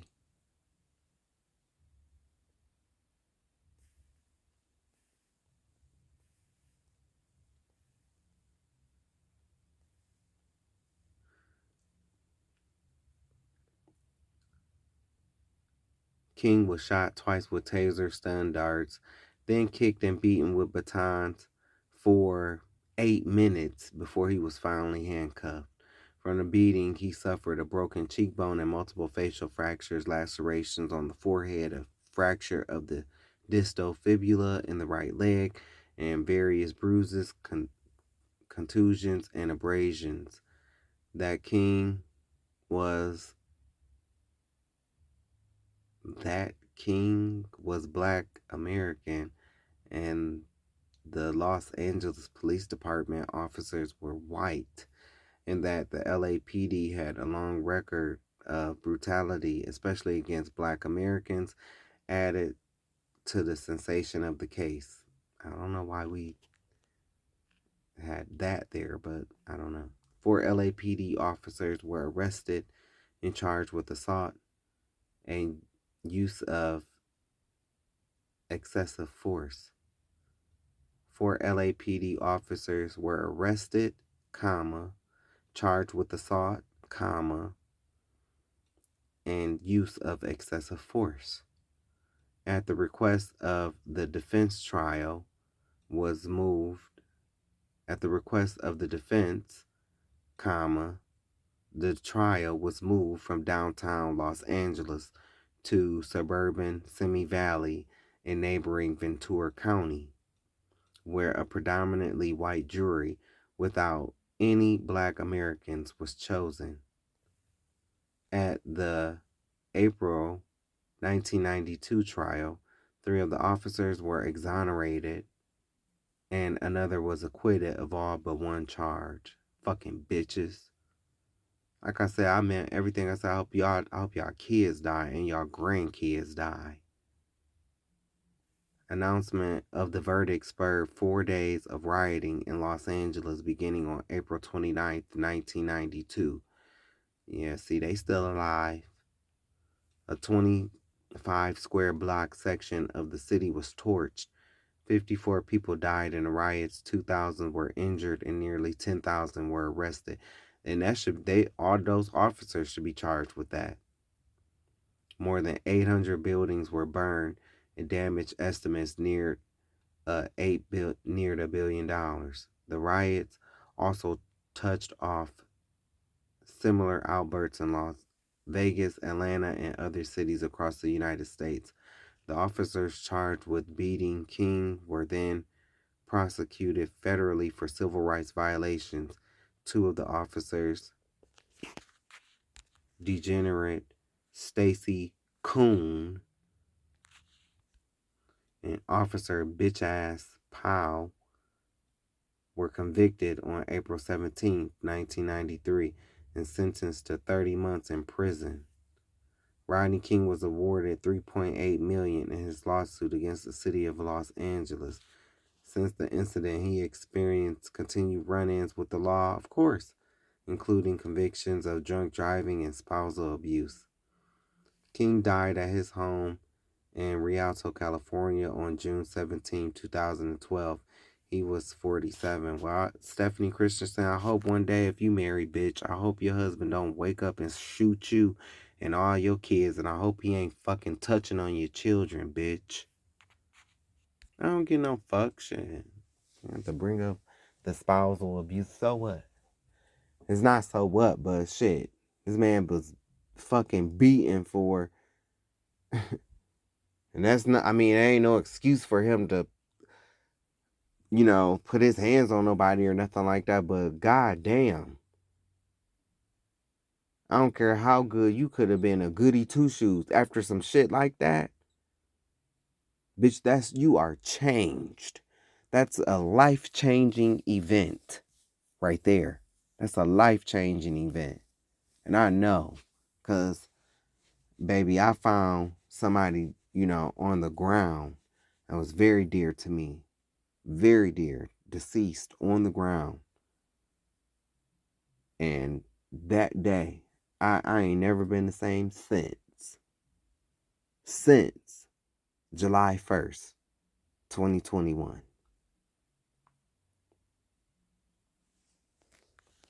So, I know how shit feels. Anyway, this is it for tonight. And this is the last riot that I'm reading about for tonight. So, Rodney King riot, Los Angeles, California, 1992.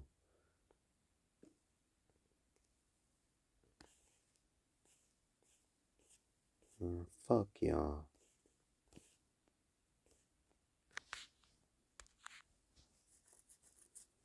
And I know I know what I just said, right? Like, how can y'all live out here and do this to each other? No, I'm talking about to each other. I ain't talking about, when shit like this go down. I ain't talking about this. I understand this. Hell yeah. You yeah. Yes. I get it. But I ain't talking about that. I'm not. I'm talking about how y'all warring against each other for no reason. For no reason. And it's a war that's never going to end.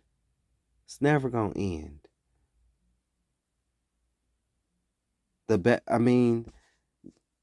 Nobody is going to win. Do you hear me? Whether you the Bloods, whether you the Crips, whether you M13, whether you the Latin Kings, nobody is going to win.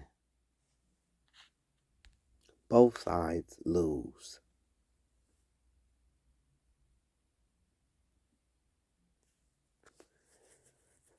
Anyway, the Rodney King riot of 1992 occurred in Los Angeles, California in response to a highly publicized incident of police brutality. Rodney King, who had worked as a Dodger Stadium usher, was arrested on charges of speeding, driving while intoxicated, and failing to yield. The 4 responding officers claimed that King had been high on drugs and was trying to attack them, prompting the police to beat him on the grounds of self-defense. An amateur photographer, George Holliday, was standing nearby and captured the attack on film. The 4 officers were brought to court and tried on charges of assault. During the trial, the officers argued that Rodney King's body was always in the position to inflict harm on others. Fuck you. Bitch, y'all always in position to inflict harm on you children. That's why you motherfuckers are over half in that category. The use of force was termed as necessary when police thought King was reaching for a weapon in his waistband. At 3:00 p.m. on the day of April 29th, 1992, the 4 police officers were acquitted of the assault charges. The riot started soon after the announcement. Around 4:15 p.m., a little over an hour after the acquittal was delivered, there were reports of looting in South Central Los Angeles. By 5:45 p.m., there were numerous reports of motorists being assaulted in the streets, and by 8:15 that evening, the first fatality was reported in the news. Rioting occurred throughout the next few days, with the heaviest damage done in the South Central District of Los Angeles and Koreatown, which was located between black neighborhoods and Hollywood. Koreans became the eventual targets of the rioting as minorities claimed they mistreated both Latino and African American customers in their stores. The rioting finally came to a halt on May 2nd, 1992, when 10,000 National Guardsmen, 3,500 military personnel, and the entire Los Angeles Police Department were deployed to the South Central District. When all of the rioting was finally stopped, over 51 people were killed, 2,383 people were injured, 8,000 people were arrested, and over 700 businesses were burned. Damages were estimated at about $1 billion to property. So, I mean, that's pretty good. Look at what all we done covered.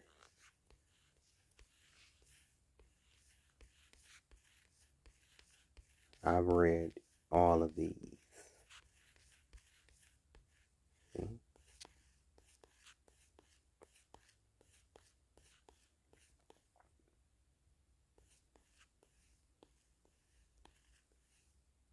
And much more because, well, this is next. So, we still have some to go. Not much, though. Not much. Closing down. Closing down. Closing down. So, this is where we'll pick up. Number 124. St. Petersburg, Florida riot. We'll pick up there when we come back. To my black people, we shall overcome.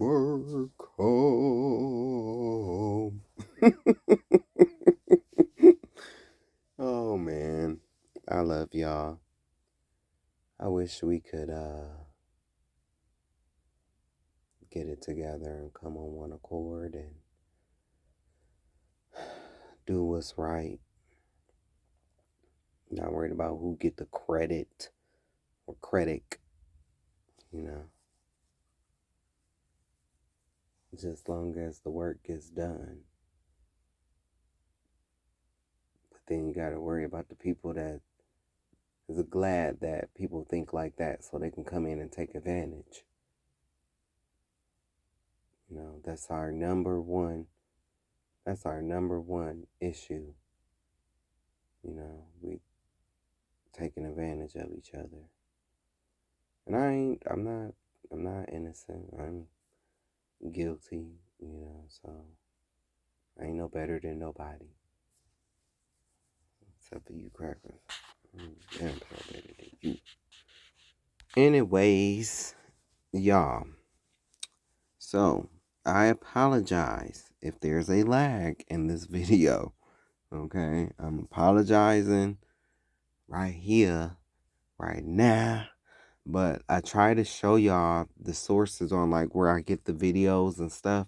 So you can go and, you know, you can see it for yourself. So you can type it in. And if you're not being lazy, and you can go view it yourself. But, yeah, definitely appreciate the love, the support.